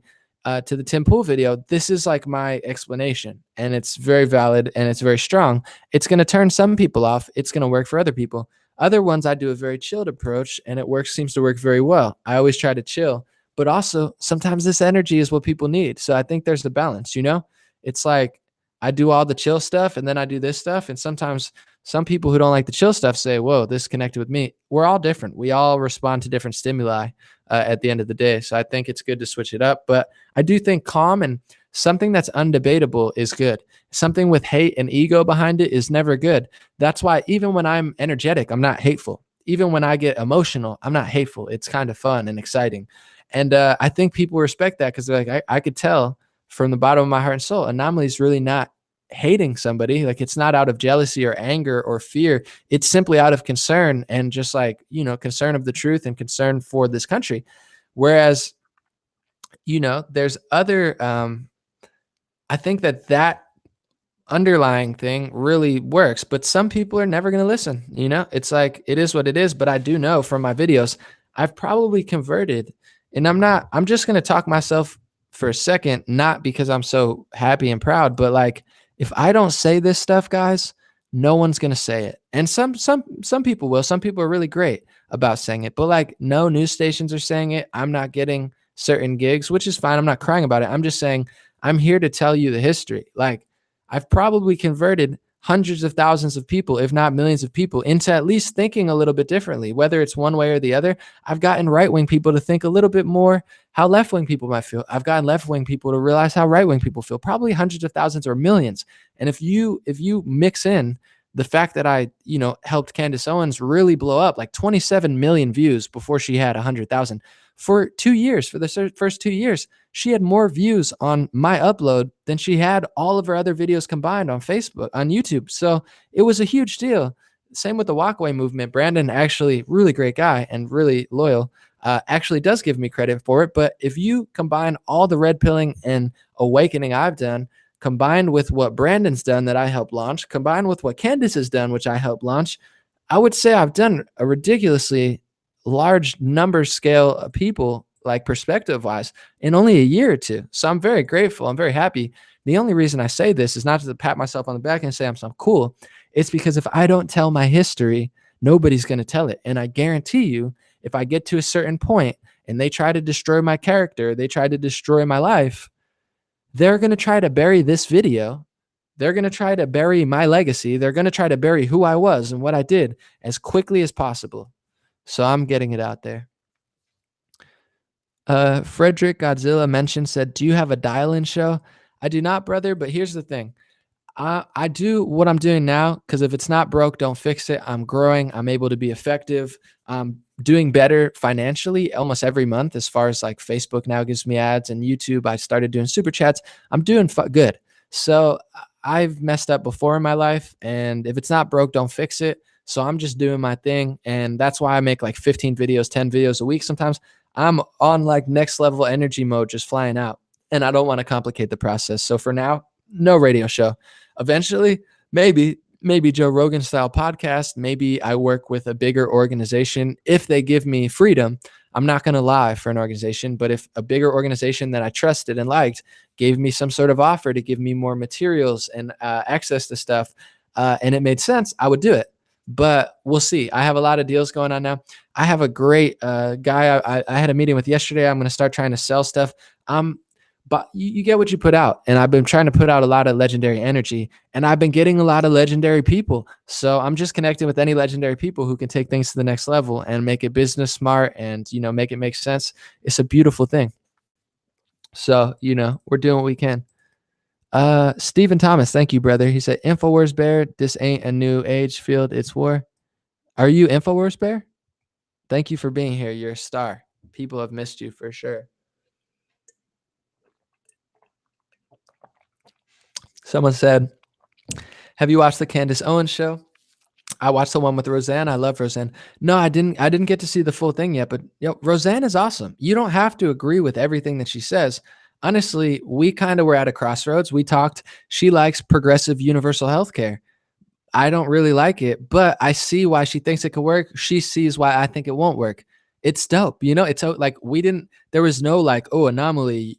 I don't like you because I love Roseanne and her family. She's super dope. I didn't see the Candace one, but it's dope. And honestly, I'm impressed so far with Candace's, at least, what's it called? The platform of it. I love that she's talking to Black Lives Matter. Candace is doing great. We don't have to agree on everything. I don't really care if she ever says that if she goes on podcasts and says what I say, whatever. I'll say it myself, and I'm not crying about it. I'm just going to say it. It's all love. She booked me for Blexit and let me speak at the event. It was dope. I appreciate that. I really do. So she's doing great work, and the thing is, even with everybody, we definitely need, how could we help? Any way you could step up. The first thing I would say is don't stress yourself out, enjoy your life and have a good day. The second thing I would say is try to have an impact, even if it's on one person or two people, but don't spend too much energy. Here's what I will say, because I don't know everything. I'm still learning, and I'm not, I don't know the whole spiel, but I do know certain times you can't waste your energy in certain areas. You feel what I'm saying? If you have two family members or friends that disagree with you, don't spend a year texting them and arguing with them. I don't text like barely at all, as far as like, I don't want to argue with people via text. I'm just like, let's podcast about it, or let's do something with what we disagree with and do something effective with it. And I think that's where a lot of people mess up, because they just run in circles. And that's what I feel like a lot of the right wing's doing. And that's what I feel like the censorship debate's doing. It's just running in circles. If I go on to Joe Rogan podcast and I say all these things that I'm saying now, I guarantee you that it won't be it'll be like a whoa. Because either you didn't I'm going to put it in such a way that everyone's going to be like, or at least a lot of people are going to be like, all right, something needs to be done about that. It's the urgency and the level it's at are not being displayed very properly. And in some ways they are, and it's all good. I'm not looking down or knocking anybody. I'm just saying it's time to get this message to the world. If I need to do it, I'll do it. If you want to take what I'm saying and take all of my points or take my videos, you could copy it. You could do it. You could say it to Joe Rogan or I don't care who does it. Just please do it, because this message that I'm saying today needs to get out to the world. Jimmy Morgan said, anomaly, you without a doubt have softened my heart and opened my mind. God bless. Just don't make it too open. I don't want it to fall out on the floor, but I appreciate you. I definitely appreciate that. And I've done my best to, because a lot of it too is just miscommunication. I don't agree with Black Lives Matter on a lot of stuff, but I think if they have a valid point about something, we should see eye to eye. And a lot of this hate and anger, it comes when we don't sit down with each other and we don't get the best people from our communities and we move forward. So the best way to work with somebody is by being like, I agree with you there. Not just being like, I hate you. I don't agree with you. You're a bigot. We're going to make speech laws for you. That's not a good strategy at all. Kathleen Cohn said, I think Roseanne and Alex Jones should work together. That's in the works. I'll just say that's in the works. It's something that may very well happen. Alex Jones and Roseanne. Let's just put it that way.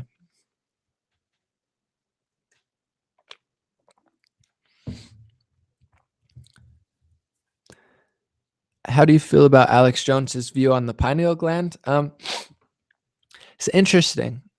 It's interesting. The pineal gland is definitely special. I do think that, and I know like a lot of people don't want to talk about drugs, but you have to understand it's like certain foods have certain medicines and health properties. There's certain drugs that are just like naturally occurring in just like caffeine, cocaine, like they're naturally occurring as well. I'm not saying to do caffeine or cocaine, you get it, but overall, DMT is in living things. Like it is a real thing, and it does seem to awaken at certain aspects of your life and when you die. So there is something there. I think Alex Jones is on the right path. There's something there with the pineal gland. And to be honest, all the stuff he was talking about San Francisco working with interdimensional elves wasn't even that crazy to me. Like everyone was like, dude, that's nuts. I'm just like, I've had out otherworldly and other dimensional moments of my life. Like I've had it. I wouldn't believe it. I would say it's fake, conspiratorial. When I was younger, I was atheist. I hated everything. I've been through that phase. I saw it. So when Alex Jones said that, I was just like, interesting. I don't know that that's for sure, but I do think that that's a possibility. I'm just going to say that. I'm not the type, you notice, I don't condemn anyone. I don't like condemn people. I just speak as much truth as I possibly can. Everybody that I've noticed, somebody said earlier, I'm not even going to get into it. Everybody that they condemn, a lot of times, either the thing that they're condemning is actually true and they don't know how to intellectually debate it. That's why they condemn it. Or that person, in some cases, are actually more legit than the people hating on them. You don't get bonus points for hating or condemning. I listen to the people they condemn on all levels, and 7 times out of 10, they're more impressive and intellectual than the people condemning them, just to be quite frank. It's like, I don't agree with them on everything. I think certain people can be extreme, and honestly, I don't find them to be very accurate in certain areas. But when I listen to the crazy people that they're trying to kick off and the crazy people that they're calling racist, bigoted, and hateful, and I compare it to what mainstream conservatives are saying, without a doubt in my mind, they're more intellectual, they're more thought-provoking. In many ways, they're much more calm and believable. And in many ways, they're also much more health conscious, and they're much more, I would say impressive. And I know that's controversial. And I'm saying this stuff now because I might not be able to say it in a year or two. Even now, there's a thing called self-censorship. I try to not do it at all, but there's certain truth that if I speak a certain truth, the media will try to destroy me. If I speak a certain truth, the conservative establishment will try to destroy me. And I'll give you examples of other stuff they do, which is totally disingenuous and totally unhelpful and totally exactly what the left does. So I saw someone bring up David Duke earlier. I'm going to say, when someone said can't get rid of tribalism, just double standards, for sure. And then I'll read the 2 super comments. When David Duke said he liked Donald Trump, the left-wing media ran rampant and said, David Duke, KKK, former Grand Wizard, likes Trump, ha ha ha, you're so evil because David Duke agrees with you. They did that. It was disingenuous for multiple reasons. One, just because David Duke and Trump agree on something, it doesn't mean Trump's David Duke. He's totally different. David Duke is super anti-Israel, like really anti-Israel. And Trump is very pro-Israel. They're extremely different with their overarching agenda. They're not even remotely the same, but the left wing tried to make that connection because that was good fodder for clicks and to act like you're so much better. Now let's flip it. Now David Duke agrees with Ilhan Omar.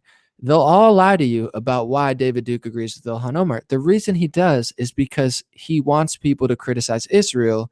He understands to an extent that nobody's allowed to criticize Israel or even compliment Israel, although I would say he's very far on the end of not liking them at all. But he speaks about this stuff, and he likes the fact that Ilhan Omar speaks about it. That's why he is like, I support her. So what do conservatives do?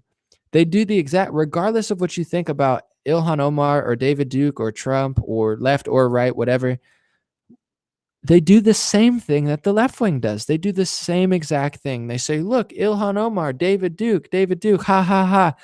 You only get bonus points in the conservative establishment. You get bonus points in the mainstream media. You get bonus points among the phony liberals who only care about that issue. You don't actually, it doesn't make you look intellectual. It's not honest. It's not genuine. It's all just smoke and mirrors. Like, it doesn't mean anything. It's just using the left's tactics. Bigoted, racist, hateful. They do the same thing the left does, and they use the same connections. Whereas what I want to do is I want to listen to that actual person. I want to listen to Donald Trump. I want to listen to Ilhan Omar. I want to listen to David Duke. I want to listen to Louis Farrakhan. I want to listen to Black Lives Matter. I want to listen to Candace Owens. I want to listen to Netanyahu. I want to listen to George Soros and all of his organizations. I want to listen to everybody. And then I want to be able to be myself and say, you know what? Trump is right there, and there, but I don't agree with him there. You know what? Ilhan Omar, I don't like her at all, but I think she's right there. You know what? Farrakhan, we don't have the same agenda. He's a Muslim Nation of Islam leader, and that's not really my thing. But I think he's right there, and he has a lot of wisdom. I don't agree with him there, but I want him to say it. David Duke, I don't agree with the fact he was a KKK Grand Wizard. I don't probably agree with a lot of his past. I don't know him, but am I going to sit there and just play the game that right wingers and left wingers say? David Duke, KKK, bad, horrible, bad. I want to hear what he actually says. And I've listened to him for an hour. And to be honest, if you listen to him, you're not going to disagree with everything he says, because he's going to say things like water is wet. He's going to say things that Trump says. He's going to say things that Tucker Carlson says. He's going to say things that left wingers say. So there's going to be some progressives that agree with him on some points. And the point is, it's not okay to hurt people. It's not okay to be literally racist, sexist, and xenophobic and want to bury an entire race and hurt somebody and threaten somebody. But it's okay to have the intellectual honesty to watch somebody's videos and say, you know what? I agree with Roseanne there, and there, but I don't agree with her on healthcare. I agree with Trump there. I agree with Ilhan Omar there and there, but I don't agree with her there. And I don't want to do what she wants to do. I don't trust her. I don't particularly like her, but I think she has the right to say that. Do you get what I'm saying? You won't see what I just said in almost anyone else. There's a very small select number of people who are courageous enough and honest enough and integrity driven enough to tell you what I just told you. This whole racism, sexism, xenophobia, condemning, look, let's straw man the argument and condemn somebody because someone else agrees with them on one topic. It's such a disgusting tactic. And the media does it with David Duke and Tulsi Gabbard too. He likes Tulsi Gabbard because of her anti-regime change policies, which honestly is right. Like, I'm not going to say he's right about everything, but it's like Tulsi Gabbard's right on anti-regime change. Donald Trump is right on anti-regime change.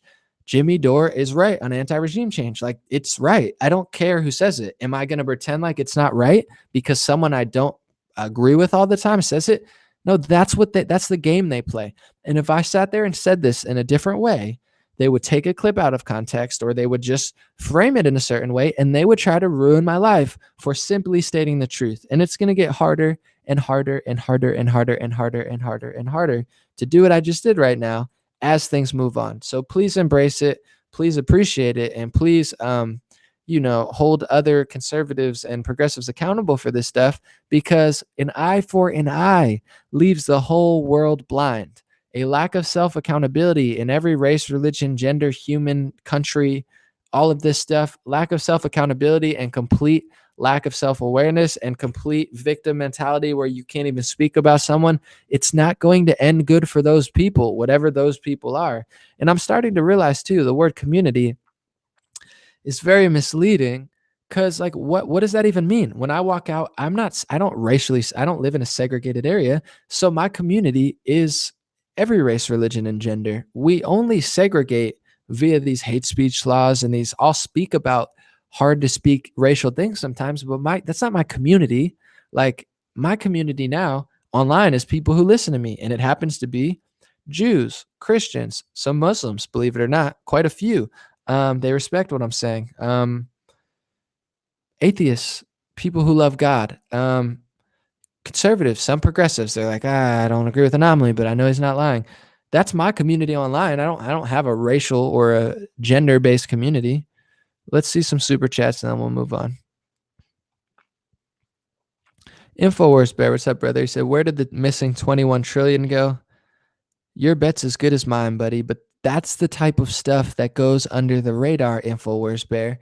First of all, Infowars Bear, thank you for being here. Thank you for the super chat. And also, Exactly. Like that's the stuff that matters. There's war criminals, there's lies, there's weaponized food. There's so much stuff going on in this country. If you're going to try to tell me you're a conservative leaning person and it's a good idea to pass speech laws and use racist, sexist, bigot, and straw man arguments of people liking certain people, it doesn't make sense. I just don't care anymore. Derek Coe said, "Is it political dogpile shaming terrorism?" No, I mean, no, but here's the thing. We got to get these things right, or else we're going to get there's a growing hate for this country in this country. And look, dude, it's not just new people. Ilhan Omar, I'm just dropping so many gems tonight, man. Ilhan Omar is not the problem. Ilhan Omar is a symptom of the problem. Nancy Pelosi said, and she's the head old Democrat lady, she said that if the capital of the United States falls, she will still be standing with Israel.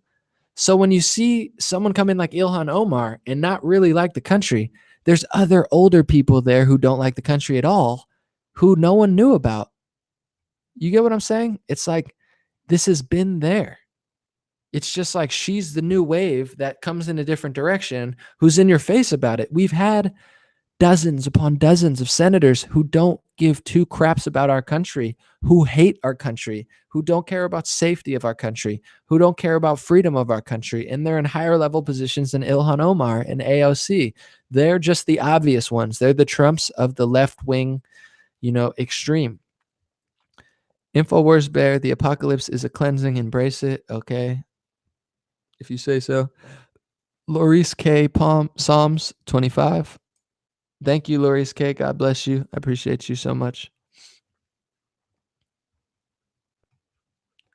All right, we'll go down to the bottom. Sorry, guys.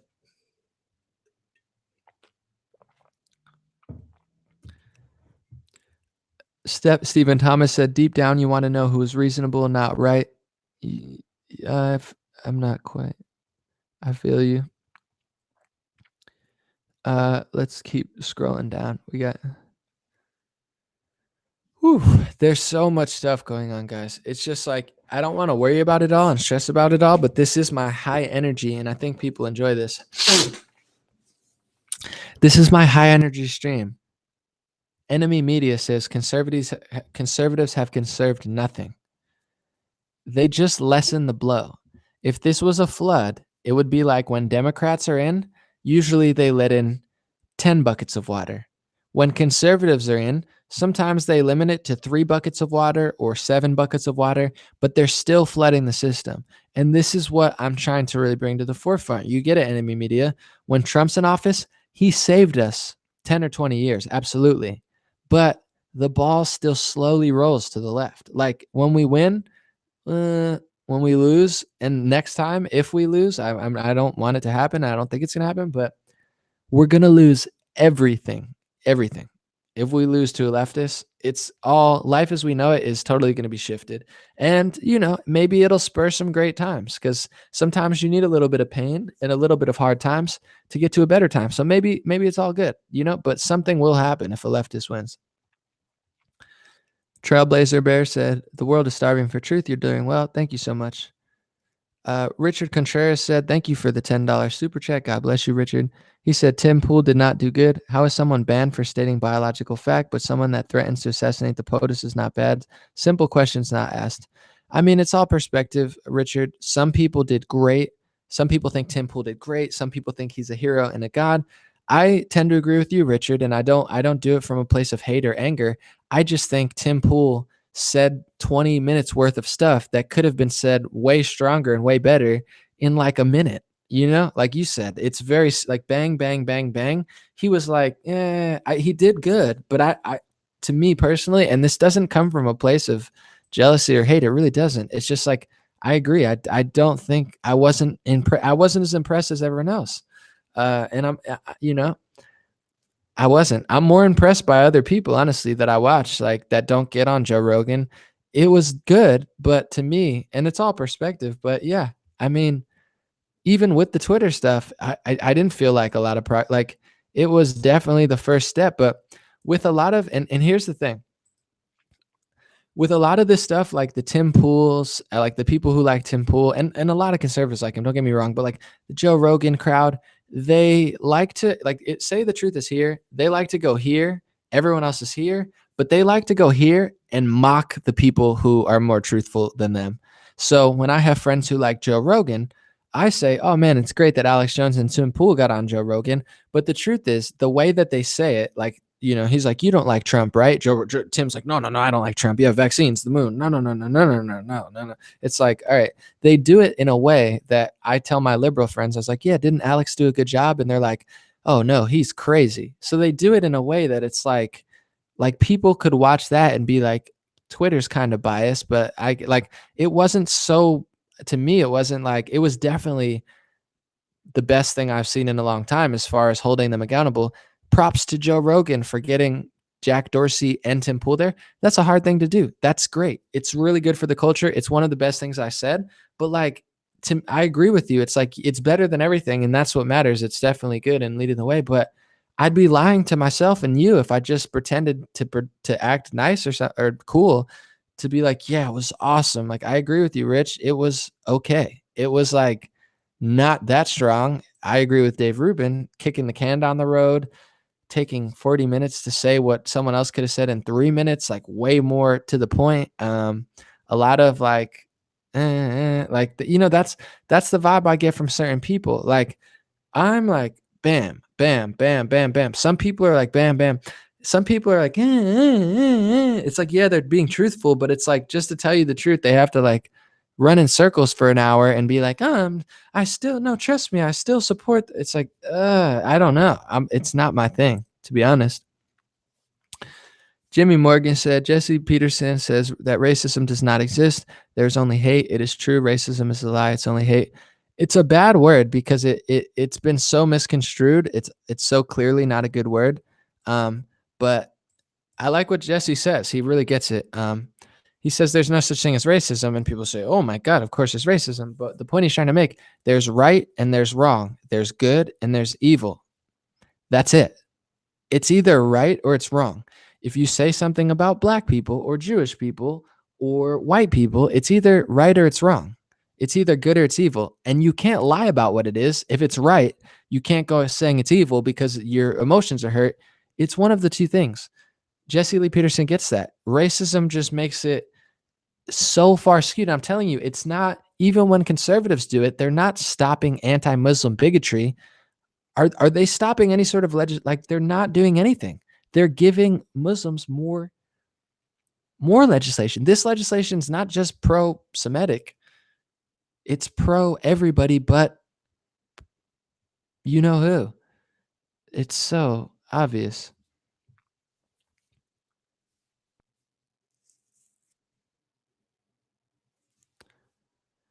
KC said anomaly thoughts on Q. I've talked about it so many times. I just want to say, I think Q, the actual poster, is a legendary situation. He became a phenomenon and changed the world through an anonymous posting. Like, his style of posting and his messages, it's revolutionary, and even his biggest haters and critics, I think, would be able to say that QAnon is revolutionary and legendary and has made his mark. I think he has a really interesting style, and he gets a lot of people to do a lot of interesting research.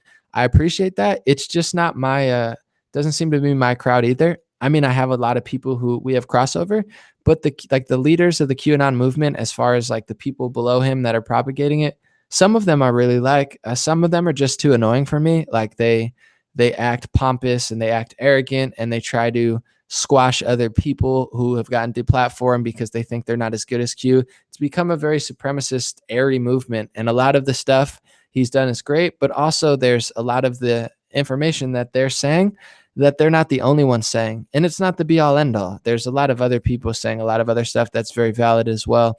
So I appreciate it for what it is, but I've said this many times. I've become uninterested in the movement for months, not because of the particular poster, but because of like the fanatics around it. It's just like the conservative movement. Like, do I want them to kill babies? No. Do I agree with abortion now? No. Do I want Second and First Amendment? Yes. I'm a conservative in that way, but I'm not a conservative because I don't act how all these other people act. They act in a repulsive manner that makes me realize that I don't want to hang out, or I don't want to be part of their little crew or whatever.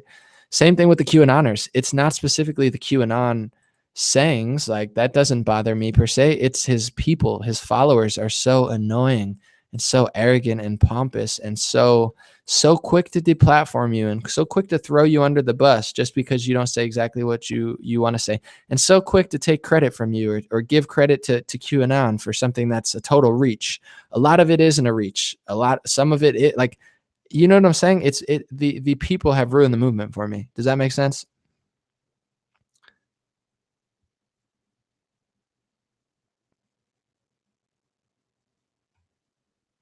Does that make sense, guys? Because I say it every time. I mean, I know it makes sense, but the question is, do you get it, or is this one of those things? Because everyone has their trigger moment. Yeah, I want you guys to like both people. That's fine. I say certain things and people just can't process it. Like, just because I like the research being done, just because I like the posts and I think it's interesting and important and valid, I don't think it's a LARP or a lie or whatever. I don't think that's a proper label for it. A lot of conservatives do that, but I don't.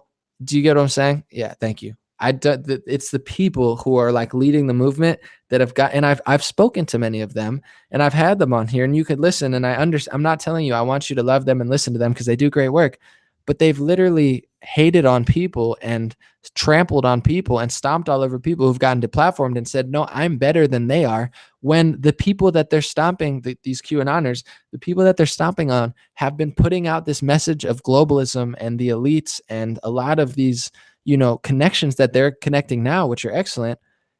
There's people that have been doing it for decades, and they're so quick. It's not like they're saying, hey, we're good, you're good, I don't agree with you.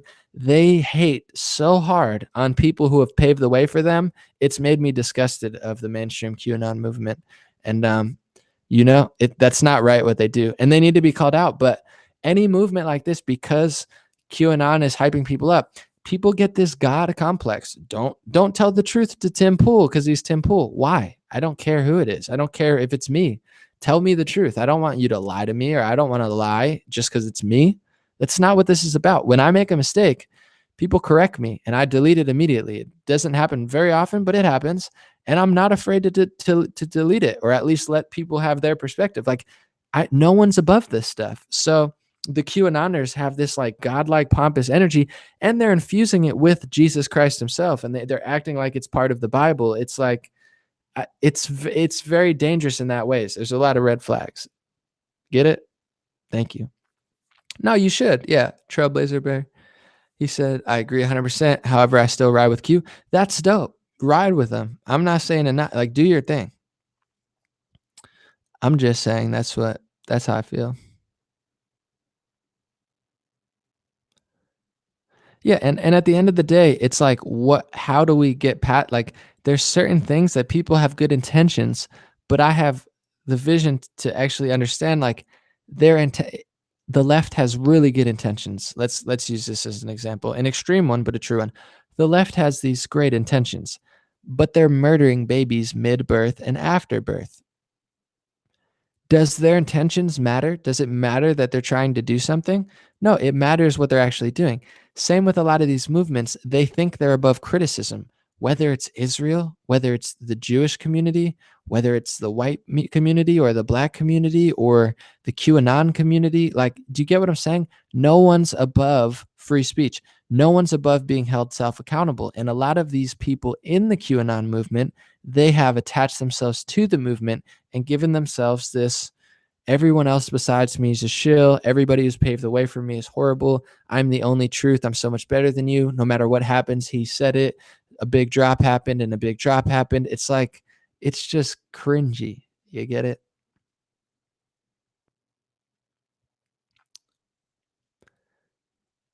InfoWars Bear said, Q is Air Force intelligence. Take it or leave it. I'm open to the possibility. I think there's a high chance that it could be. I think there's a high chance that it isn't. Hear me out on this too. And I'm not reading the book, but I'll just say this. I'm not the be all end all. I've made mistakes. Obviously, I've supported candidates that I thought were actually deeper than they were, but I've heard people for over a decade now saying a lot of stuff. So I personally don't buy, and you can. It's all good. But I don't. I've seen a lot. I've followed a lot. I've seen all the proofs, and I think a highly intellectual, a highly well researched person could pull off what Q did. And that doesn't make it any less cool to people who like QAnon. I just don't buy that it's for sure somebody in Trump's government. There's also like there's something called a self-fulfilling prophecy as far as, and I know people are going to freak out and be like, dude, I've had people on, I've seen proofs and I could research more. But when you want something to be true, and especially when you use fortune cookie coding in a lot of ways, and you splice in a lot of very valid, news analysis, and it's a recipe for people that are like just trying to self-fulfill the prophecy. So you feel what I'm saying? It's just like, I think it could be. I'm open, 1,000% open that it could be Air Force intelligent, and I wouldn't be remotely surprised. But I feel like the QAnoners are like, it's 100% Air Force intelligent, like that. That's where you lose me. Where it's like, dude, if you don't critically think and you don't think you could be held self accountable and you don't consider things, you're gonna be easily played. And we saw it. I don't know QAnon's stance on this stuff. I haven't seen it, but with the conservative movement, they played themselves into taking away their own rights for a whole different country, and honestly a huge group of politicians who don't actually even care about America. I mean, that's the definition of playing yourself. But why did conservatives play themselves? Not all conservatives, just some. Because they think that they can't play themselves, because they think they're so much better than the left wing that they don't have to be held self accountable. That's how you get played. Why is the left wing so retarded now? It's because they think that they're so much better than the right wing, and they think that you're all just a bunch of toothless hillbillies and horrible people, that they've become horrible people. And QAnoners, not all of you guys get it that are here, but a lot of QAnoners and a lot of the main decoders have gotten that godlike complex where they think that they're above basic common sense and critical thought and being careful. And I think it's just, for me, it doesn't make sense to me. That's all I'm going to say. Let's move on.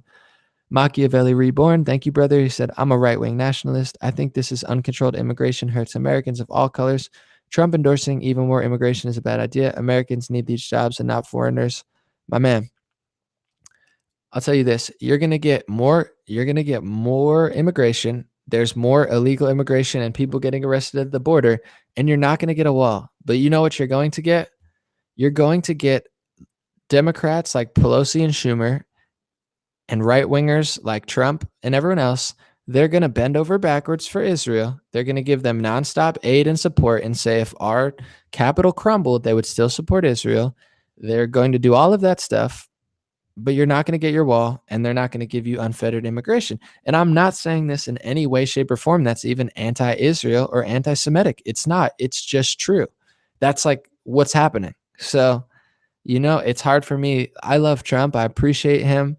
I think he's done a really excellent job. I'm most likely absolutely going to vote for him. I don't see anybody being better than him.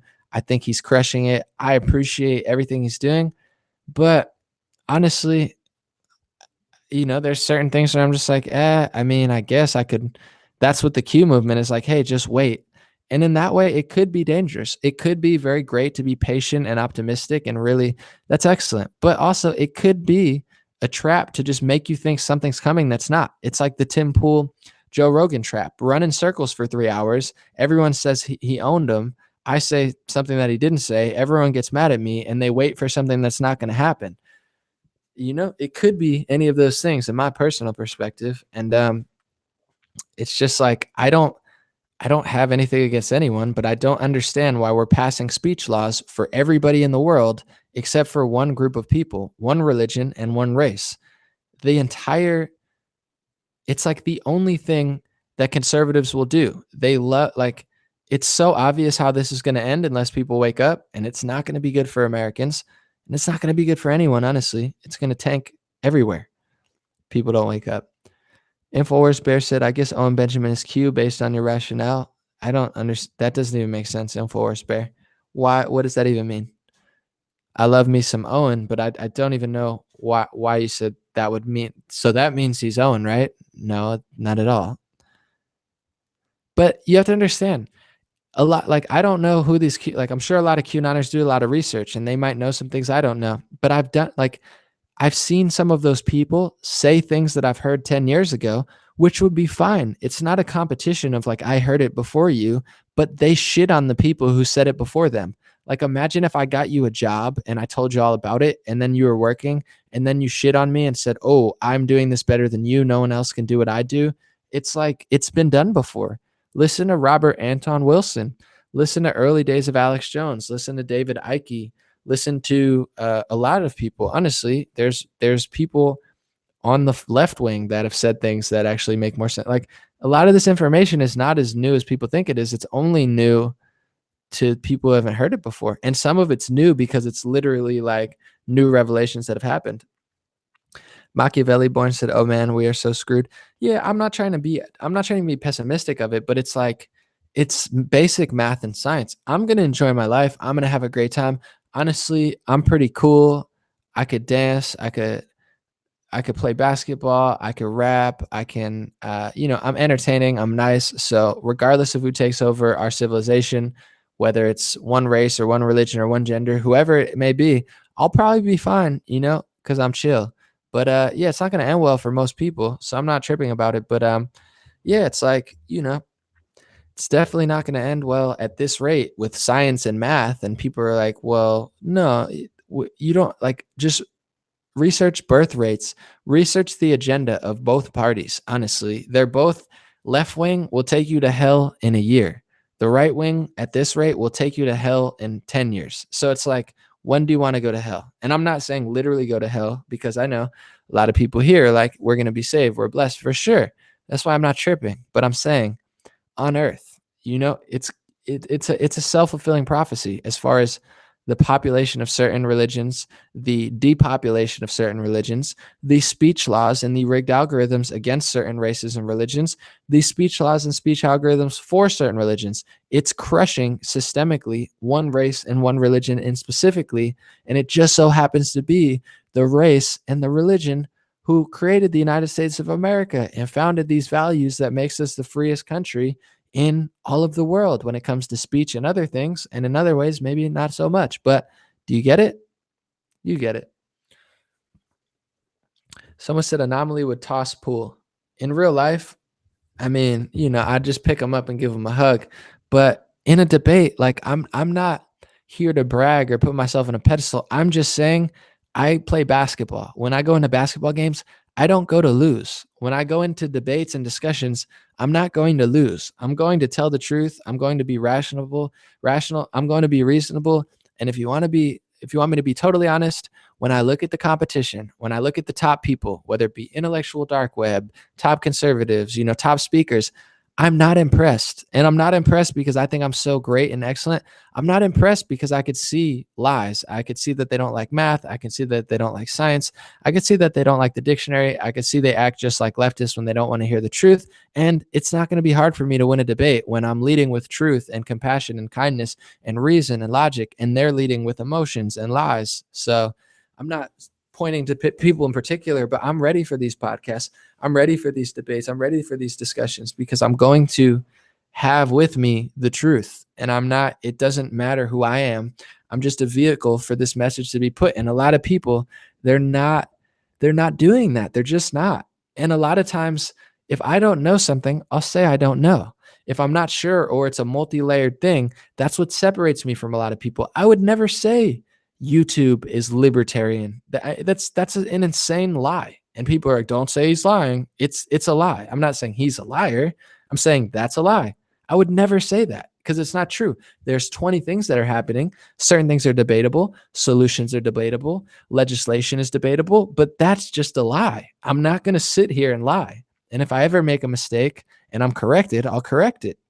Like a lot of other people, I don't think they're as honest. I don't think they're as accurate. And to be quite honest, I'm not sure that they're even trying to, because when you get a certain point, but there are certain people who are, like even Joe Rogan. Say what you want about him, but he realized he messed up and he corrected it. I respect the heck out of that. I don't care what you think about Joe Rogan, if you like him personally or you trust him or not. To me, that shows a lot. How many people would Washington Post do that? Would, top conservatives even do that? No, they wouldn't. But Joe did that. That's, to me, that shows a lot. And I think Tim Pool's that type of person. If he saw my videos, he'd be like, you know what? Anomaly makes a valid point. Or he'd say, you know what? I disagree, and here's why. But then you'd figure it out quickly. Does he have facts? Is he telling the truth?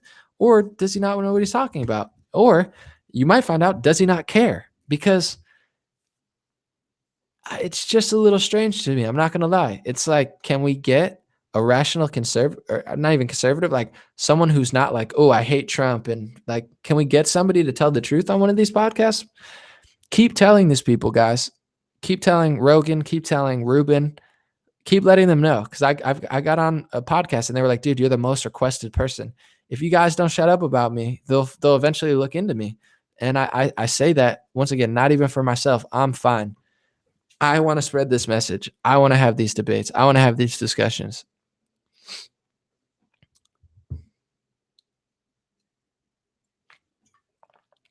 Someone said, so it turns out Tom Brady's wife is a witch, apparently. Possibly. Who knows?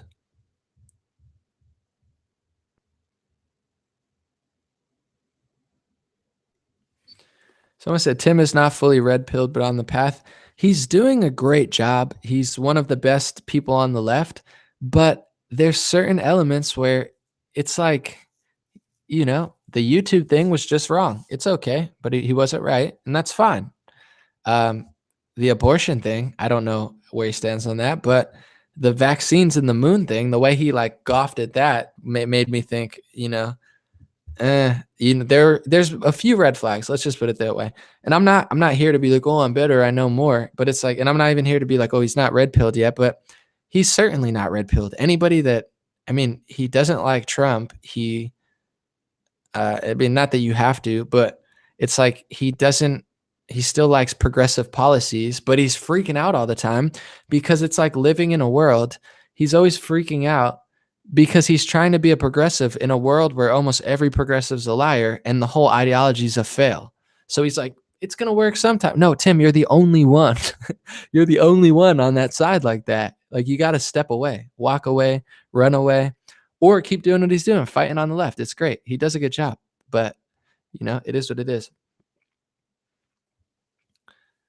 Someone said, Anomaly would love to coach you in the Second Amendment to prep you for debate in exchange for social media marketing coaching. Thoughts?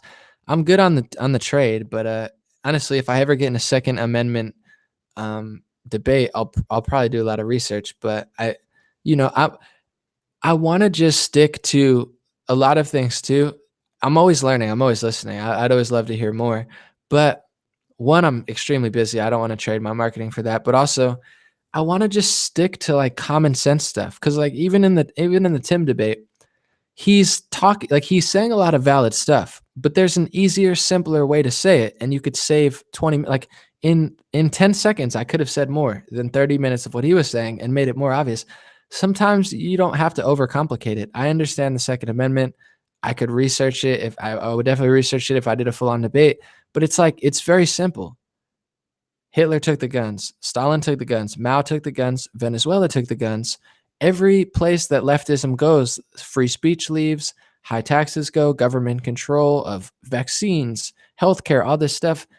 We're not giving up the guns. It's that simple. I don't need, like, how much education do you need to realize that everywhere that gun control goes, tyranny follows.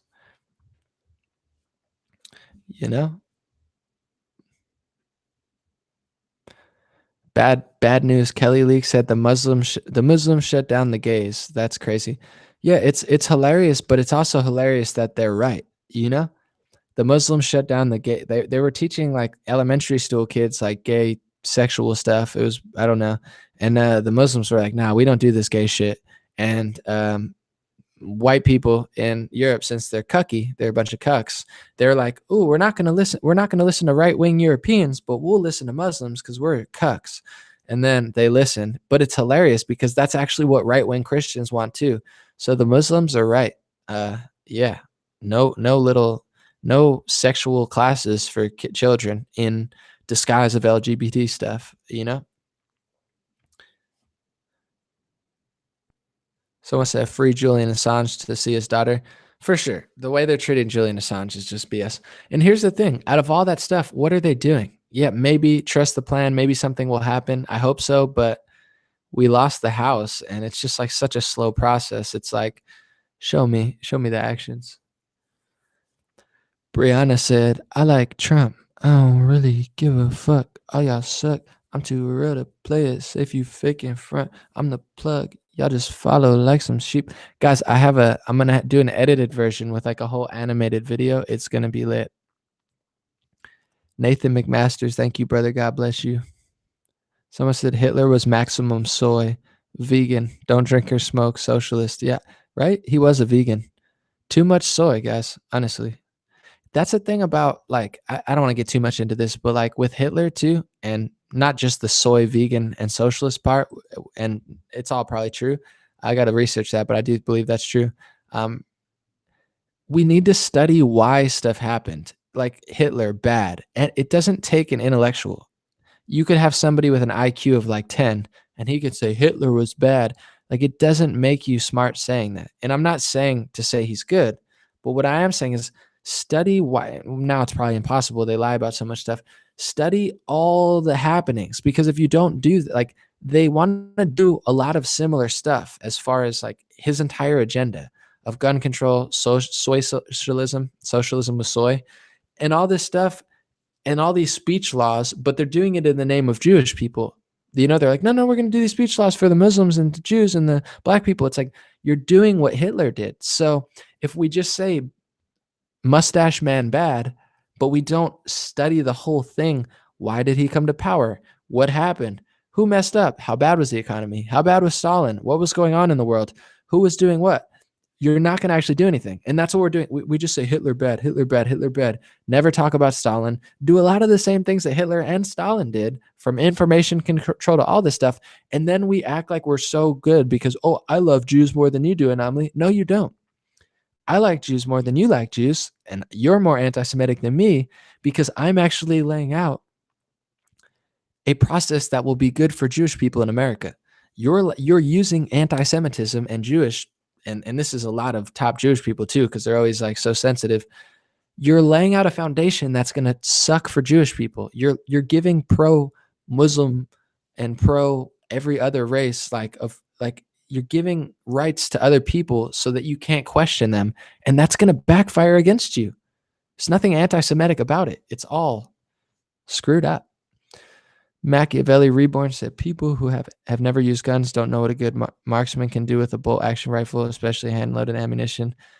Yeah, I mean, people who hate the Second Amendment are also basically useless when it comes to like anything that ever happens. Like, are they going to help you in the storm? Are they going to help you if something happens here? No, they're just going to scream and cry and get stabbed by people who they import. Like in UK, gun violence is not down.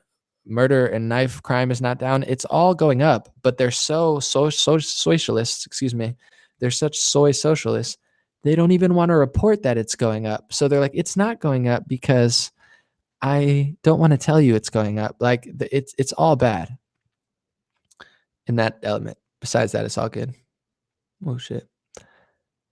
Nathan said, my girlfriend's dad told me about you and he's very country conservative. So it's shocking that he listens to you, someone who is logical versus party-based. Maybe he's more independent than I thought. No, a lot of conservatives listen to me because when I put stuff out, they get what I'm saying because I'm not lying, and they know that I love America and I love the First and Second Amendment. I am better to conservatives than conservatives are to conservatives. I'm not talking about your dad. I don't know him. But first of all, thank you for the 2 super chats. That's very kind, Nathan McMasters. God bless you. But also, I have a huge following on Facebook. I have like 600, 700,000 people almost. Like so even bigger than here. Like it's enormous. And a lot of older people use Facebook. Like I run a huge chunk of like conservatives on Facebook, and they know what I'm talking. They might not always agree. They'll be like, Anomaly, I don't know about that, but they know I'm not lying. And they could see I'm not like I like the left still. Like I'm like, guys, I'm not going to let the First Amendment fall. I'm not going to let the Second Amendment fall.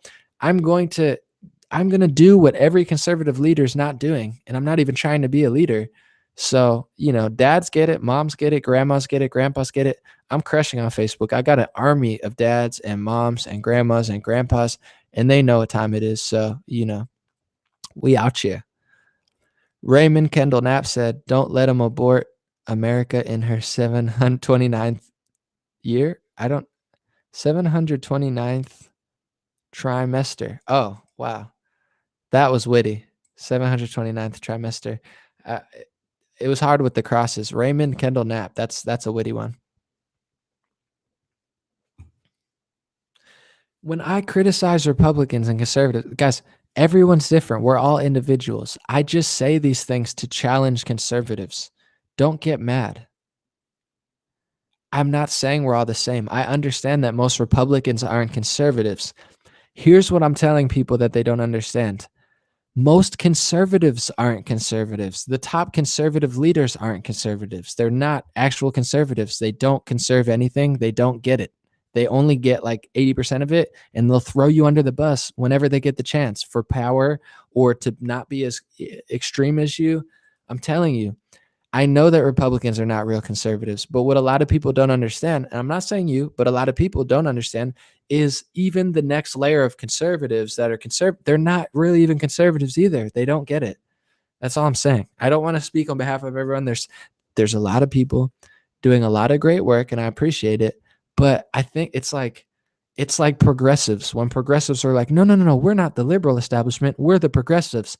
And I'm like, no, you guys, you're just as useless as them. You're only right about like 3 things. That's how I'm starting to feel about conservatives, honestly. Like a lot of them, not all of them, but it's okay because we got who we got, and people listen when they listen. It's all good. Oh, you said your girlfriend's dad. I just read that again, Nathan. Not your dad, your girlfriend's dad. Sorry. Well, shout out to your girlfriend's dad. Swag. Richard Contreras said, "Liberals programmed to believe it's the end of the world, forced into taking arms and promote peace, Gillette razors and broken Zima bottles." Dude, the left wing is so ridiculously screwed up. It's embarrassing. Like, I question conservatives because I actually think you guys are going to listen. Progressives and liberals are so far gone. It's just like almost beyond like repair at this point, or beyond belief. Like, I don't even understand where to start with them. When I criticize, and I don't even criticize, I just talk to conservatives. I know it's not everybody. It's just certain labels you need to use. You feel what I'm saying? Like, lamp is a label. Door is a label. We've labeled a wooden block door. We can't eliminate all labels. A lot of them, yeah, they're useless, but like part of that is also communist propaganda. They're like, we'll eliminate all races, religions, and genders. But really what they're doing is eliminating one and, aborting one and just crushing the people of their own country. It's like, I don't want to label people, but you know who I'm talking about. Right wingers, conservatives. Some of them get it, some of them don't. I'm just keeping it true. Someone said, "Are you going to watch Captain Marvel?" Fuck no. Captain Marvel, excuse me. Hell no. First of all, I don't watch movies. Most of them are propaganda, and they're just like unbearable at this point. But also, Captain Marvel with that chick, I'm not into superhero movies. I feel like maybe I need to lighten up a little bit, but it's just like you go there and you watch some douchey celebrity pretend like they're like superhuman, and it's all animation, it's all acting, like it's not real. You go watch Captain Marvel, have a good time.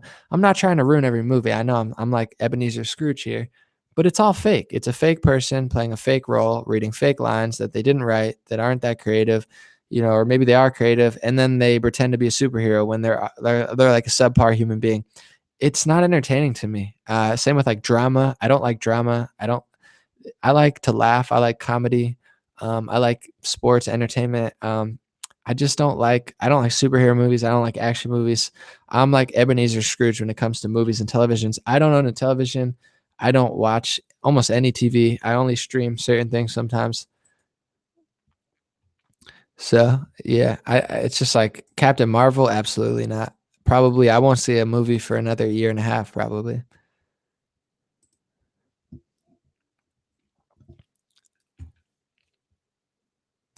All right, and I want to address this in my comment section because people ask me sometimes, because there's someone saying, Paul said, "I'm tired of Jews."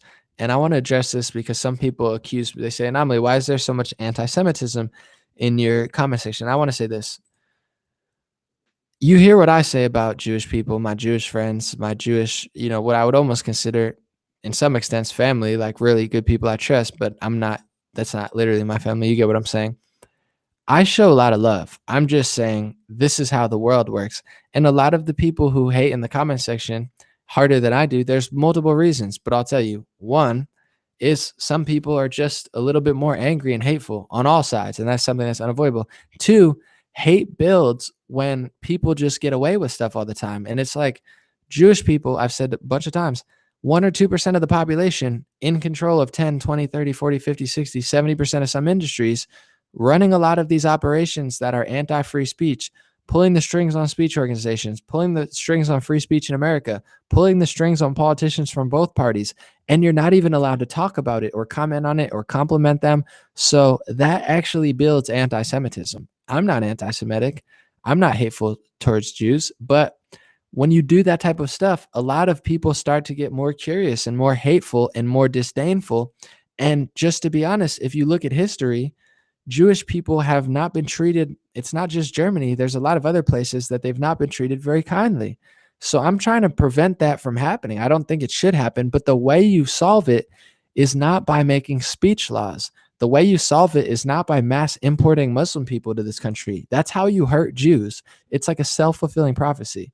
It's like you have the Jewish lobby of America who's actively lobbying to destroy America. You have the Jewish Israeli, communist lobby of it's like a different sect of Jewish people or a mindset of Jewish people who are probably going to destroy US and Israel. They don't care about either of them. So it's like, am I wrong for telling people that this is not a good path to go? Am I the wrong one, or are you the wrong one who's not only, it's like Daryl Davis, black jazz musician, made 100+ KKK people quit the KKK.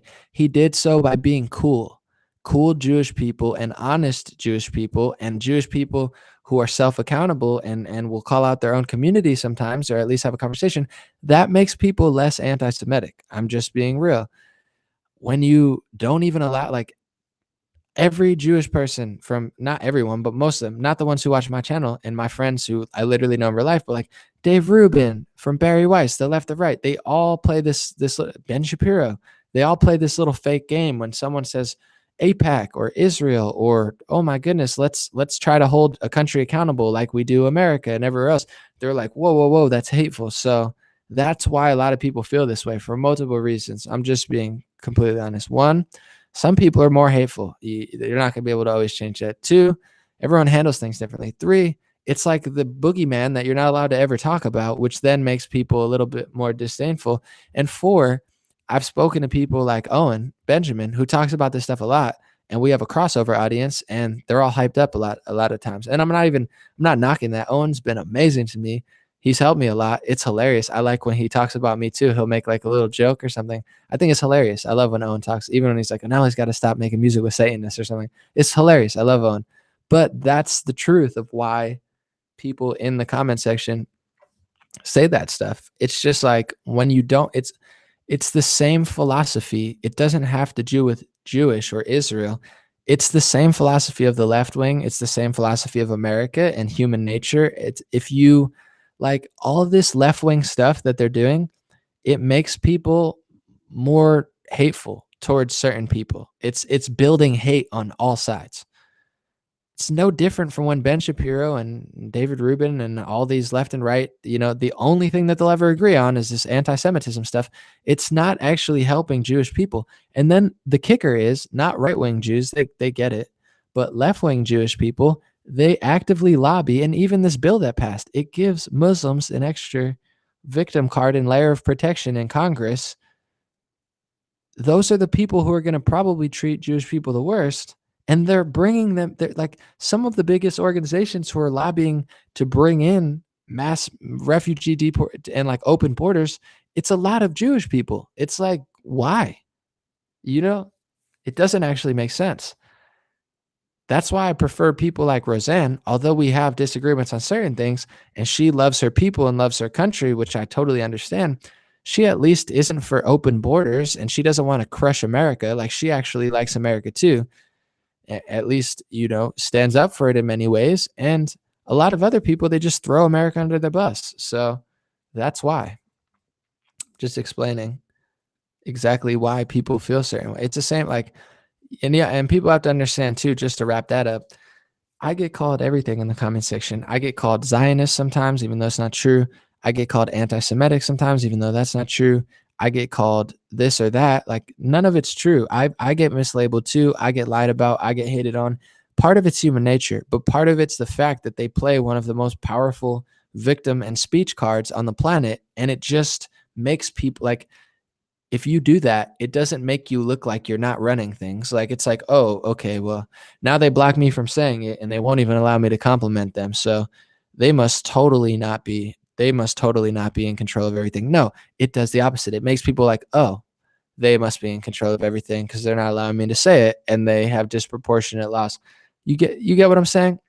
And there's nothing anti-Semitic about it. I just met with someone yesterday who was Jewish, and he's like, dude, Anomaly, I love what you're saying. You're totally right. I literally, every time I talk about this stuff, I get more Jewish supporters because they're like, dude, I actually like Jewish people. I actually care about Jewish people, and I don't want to see them ruin the only places on the planet that treat them this way. They get treated probably the best in these countries, and they're not going to exist. And even Nancy Pelosi's like, if this crumbles to the ground, we'll still be there for you. It's like, Nancy, if America crumbles to the ground, it's not going to work out probably for Israel either. It's not a good look. Trailblazer Bear said, the main reason I support you and other truth seekers is that you encourage people to question everything, beginning with one's own deeply held opinions. 1,000%. That's what it's all about. That's what it's all about. And I want you to listen to people. If I ever talk about somebody, first of all, I do it nicer than other people do. But second of all, I want you to listen to them. I would never want to rig algorithms and make it so you could never find. When I talk about people, I say, go listen to them. Listen to their opinion, listen to their perspective, listen to the whole podcast, listen to them, and then listen to me and figure out what's true and take the wisdom from even things you disagree with. I take wisdom from everybody. So when people tell me not to listen to somebody or I'm wrong, it's like, nah, that's not true. I'm listening to everyone. Thank you, Just Jay.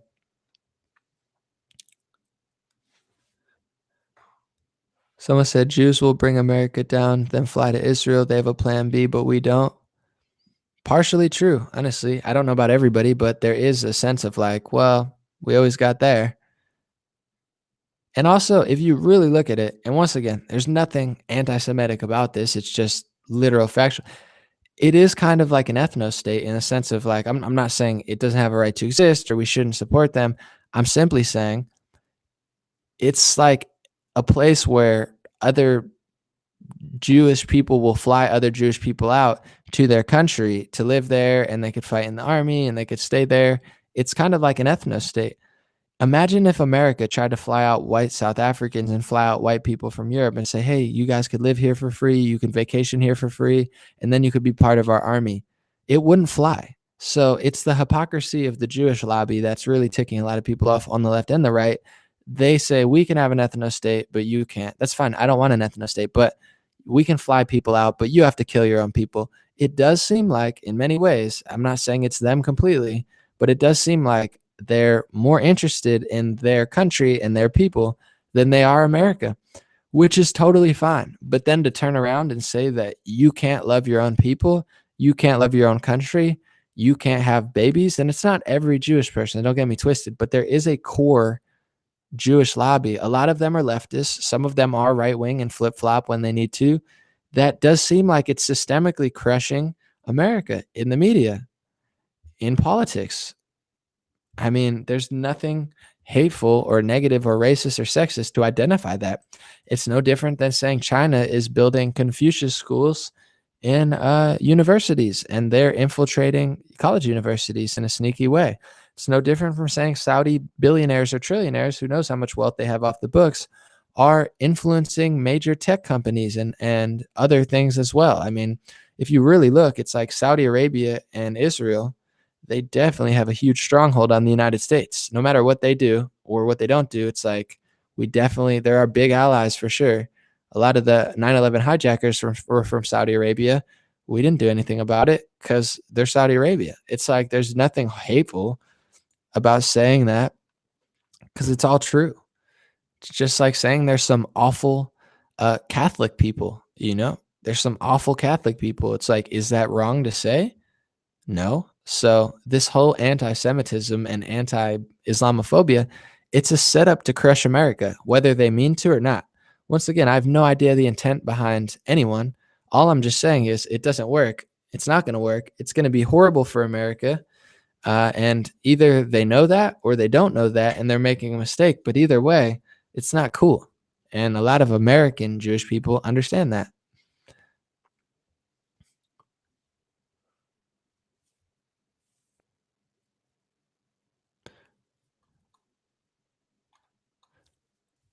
I don't know. Are you guys fighting with each other now? Someone said the best Catholics I met are the ones in the Philippines and India. Might be true. And it's like, this is a statement that they're going to call racist in 5 years. It's like, you could talk about Indians or Filipinos, like, or Christians, or like, it's okay to, it's okay to acknowledge these things.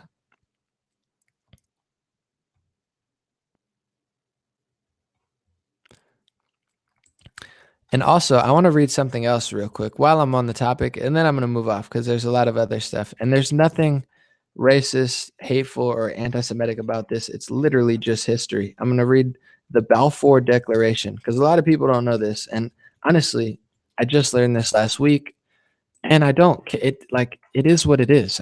You don't see me here crying about it or screaming about it or saying to burn it all down or saying, defend Palestine. Because to be honest, I don't know what it's like in Palestine. But if you ask me, just being completely honest, Anomaly, where do you want to go, Israel or Palestine? I'd say Israel. And I've heard from people, even my friends of mixed race and stuff, they said that Israelis are tight. So I'm not even knocking Israelis. I'm just reading history. The Balfour Declaration was a public statement issued by the British government in 1917, during World War I, announcing support for the establishment of a national home for Jewish people in Palestine, then an Ottoman region with a small minority Jewish population. It read, His Majesty's government view with favor the establishment in Palestine of a national home for the Jewish people and will use their best endeavors to facilitate the achievement of this object, it being clearly understood that nothing shall be done with may prejudice the civil and religious rights of existing non-Jewish communities in Palestine or the rights of the political status enjoyed by the Jews in other countries. The declaration was contained in a letter dated 2nd November 1917 from the United Kingdom's Foreign Secretary Arthur Balfour to Lord Rothschild, a leader of the British Jewish community, for transmission to the Zionist Federation of Great Britain and Ireland. The text of the declaration was published in the press on 9th of November 1917. So a lot of people don't understand this, that Israel was basically given to Lord Rothschild in 1917 by United Kingdom's Foreign Secretary. Just an interesting fact. I read this stuff and people would say, that's anti-Semitic, that's racist, you hate Jewish people. It's not even remotely true. Like, people here are mad at me because I'm really good friends with a lot of Jewish people, because you have to understand, guys, nobody of every race, religion, and gender is inherently bad or good. Jewish people in many ways are doing really well. And a lot of it can be multiple reasons, but I think a lot of Jewish people are very intelligent, well-raised, they get it. Like, some of the most generous and really intellectual people I know are Jewish. Like, it's okay to be Jewish, just like it's okay to be white. There's nothing wrong with being Jewish, but I'm tired of people saying everything's anti-Semitic. Like, Israel was given to Lord Rothschild, and a lot of conservatives don't know that. And that's fine.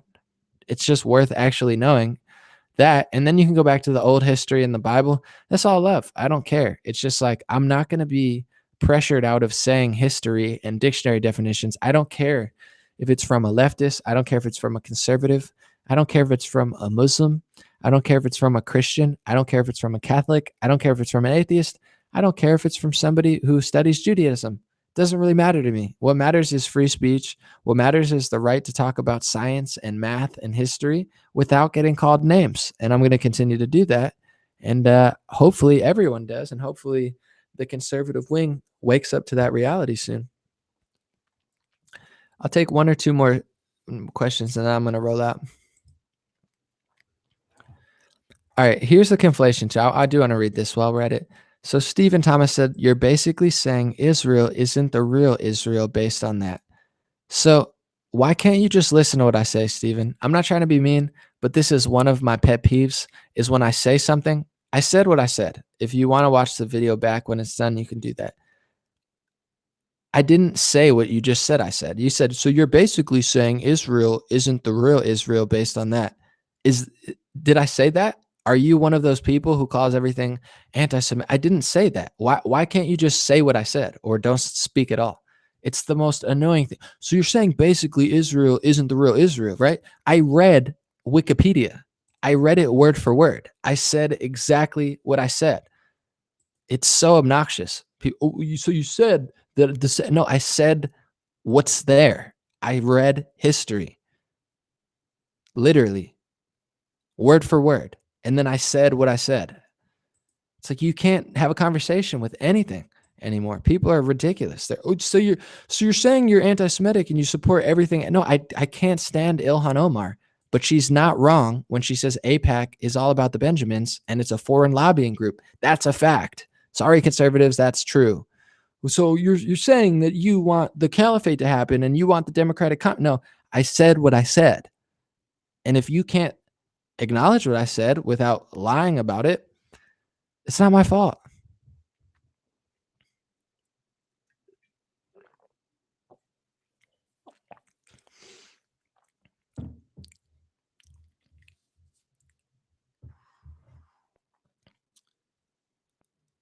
Someone said, eventually you will have to stop riding the fence to keep your channel. I'm riding the fence. Eventually you will have to stop riding the fence to keep your channel. Bro, I don't care. I'm going to keep my channel. And if I don't, then my channel got deleted a legend. They're not going to delete my channel. People get it, guys. Like, people here get all triggered. And I'm sure some people, like everybody of every race, religion, gender is different. But Jewish people know what I'm saying. It's not that hard to understand. Like, it's a lot of really good Jewish people, guys, and they get what I'm saying. It's not like, dude, you're gonna really have to shift soon. No one cares. I could go to Jack, say this stuff. He doesn't care. He's making billions of dollars. He doesn't care. I'm not gonna be stopped or feared. I'm not gonna fear. I'm not going to worry about, like, I'm speaking the truth. I'm very kind. I'm very compassionate. I'm very considerate. I'm very honest. I don't have a problem with it. Like, a lot of people here want me to have a bigger problem or they want me to be more hateful. That's just not how I feel. I'm not going to lie to you.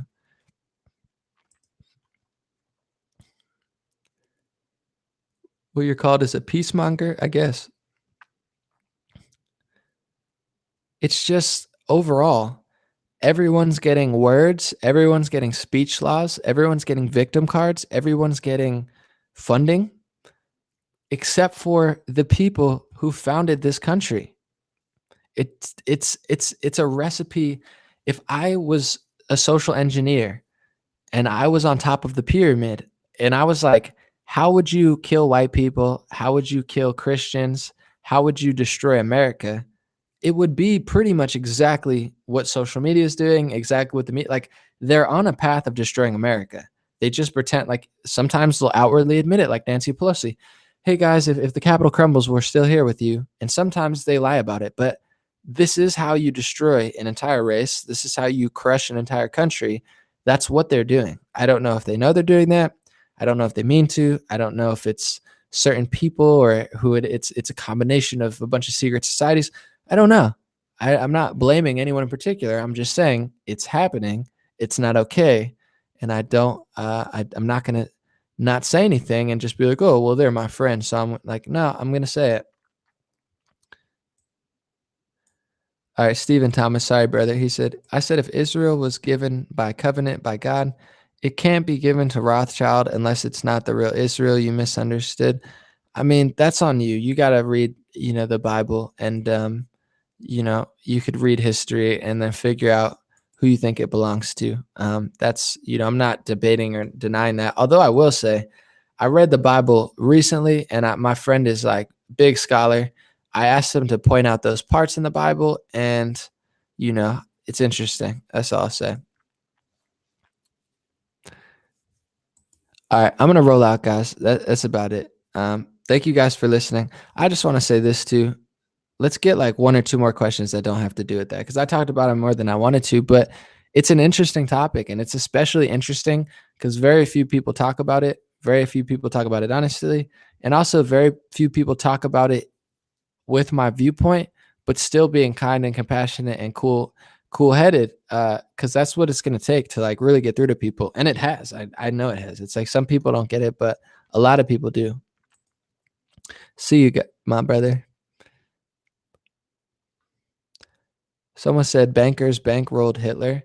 Dude, the whole history of that is ridiculous. I mean, companies that not only people bankrolled Hitler, companies that worked hand in hand with Nazis are now running our food supply and running our pharmaceutical supply. 1,600 Nazis came to the United States, including the person who did the space program.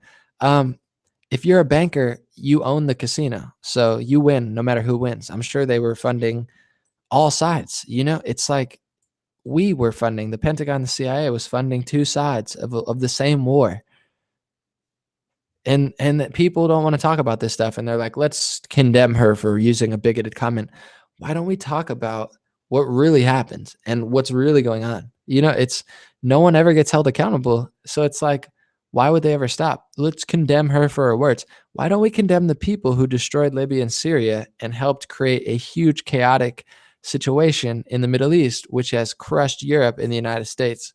Can we talk about that? Or is that not a priority because it actually happened? Priorities, people. Someone said the Bush family. For sure. I mean, dude, there's so much stuff there. It's just like unfathomable. At bare minimum, no matter like which side of the political debate you're on, you look into this stuff, at bare minimum, it doesn't add up. Like, even in the best interpretation of World War II and Hitler, in the most pure, noble to the books interpretation, what happened was when he left or died, they brought 1,600 Nazi scientists and everybody, like all sorts of leaders, to work directly in the U.S. government, and they started the space program. That's crazy. At bare minimum, that's nutty. I.G. Farben turned into Bayer, came to the United States, took over a huge portion of the pharmaceutical industry, and then bought out Monsanto in a multi-billion-dollar bill, tens of billions of dollars, to own most seeds and Roundup. Like, it's nutty. All right, I'm going to take off.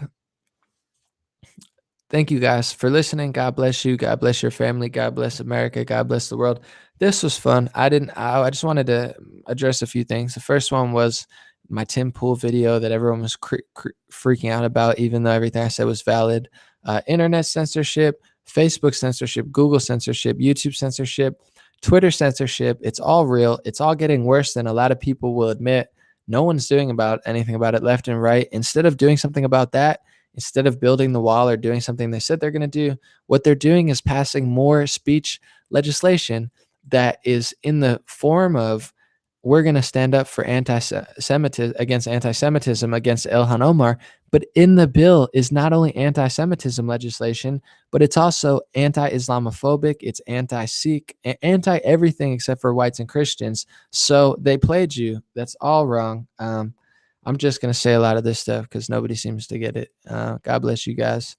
Hopefully you enjoyed that. That was fun for me. I had a little energy, but sometimes you need to, because like, I'm addressing 30 things that people are in the comment section not being right about. So got to set this thing right. God bless. We're out. I'll be back. Stay blessed.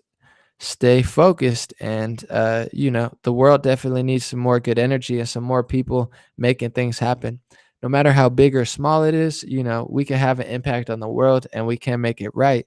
It's just we all got to do that. And that truly comes, not to be corny, but I do believe that truly comes not from blaming one group, literally, not from blaming one religion or one gender, really, but from looking within, because all of that stuff happens when the masses allow these things to happen and they buy it, and they sell it and they vote for it. So the true answer is not, no matter how you feel about anything, true answer is not to hate a race or a group of people in this country or anywhere else in the world, no matter who it is.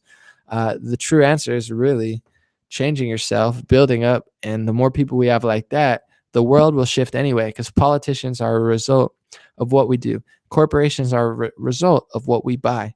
And countries and our relationships are a result of what we, just kind of do, like, and what politicians, how they get lobbied and stuff. That's all. We've let that happen over decades. It's not Ilhan Omar's fault or Alexandria Ocasio-Cortez or Trump's fault. This is the visual version of what has been slowly happening to our country for a long time. I'll read that last super chat and then I'm out. Trailblazer Bear said 80% of people may not get it immediately. However, the seeds of truth do grow. Your content's 100% better than TV and Netflix. And guys, I'm just going to say this before I leave. I don't agree with and I don't appreciate the extremely actually hateful and awful things that people say here. Because the people ask, and I don't just ignore them. I am busy and I try to ignore it. But listen to what I'm saying. I mean, you could have your own opinion, but I don't agree with hate. I don't agree with violence. I don't agree with like evil assumptions of like just crushing people or doing terrible things. That's not the real answer. That's the easy answer when you're upset and you're mad. But you have to understand, no entire group is all bad. It's just not true. Some of the best people in this world are part of the group that you probably hate so much. It's like you just gotta get a little cultured with it, and also understand the difference between holding some people accountable and hating everybody because of their race, religion, or gender. I don't for a second agree with that, and I don't for a second support it. And honestly, it's disappointing to see in the comments so frequently. And I'm not talking about legit criticisms and legit comments that some of you make. I'm talking about the really nasty stuff, because people do say it. And then people ask me, Anomaly, why do they say that in your chat? I was like, I don't know. I can't control all the comments. And now they want to make, not only people want to make you accountable of the comments, the YouTube was mentioned that, but then they fell back on it. I can't control everything, but I can just tell you how I feel and keep it as honest as possible. Thank you guys. Hopefully you get that and it doesn't get misconstrued or lied about. Have a good day. I'll be back.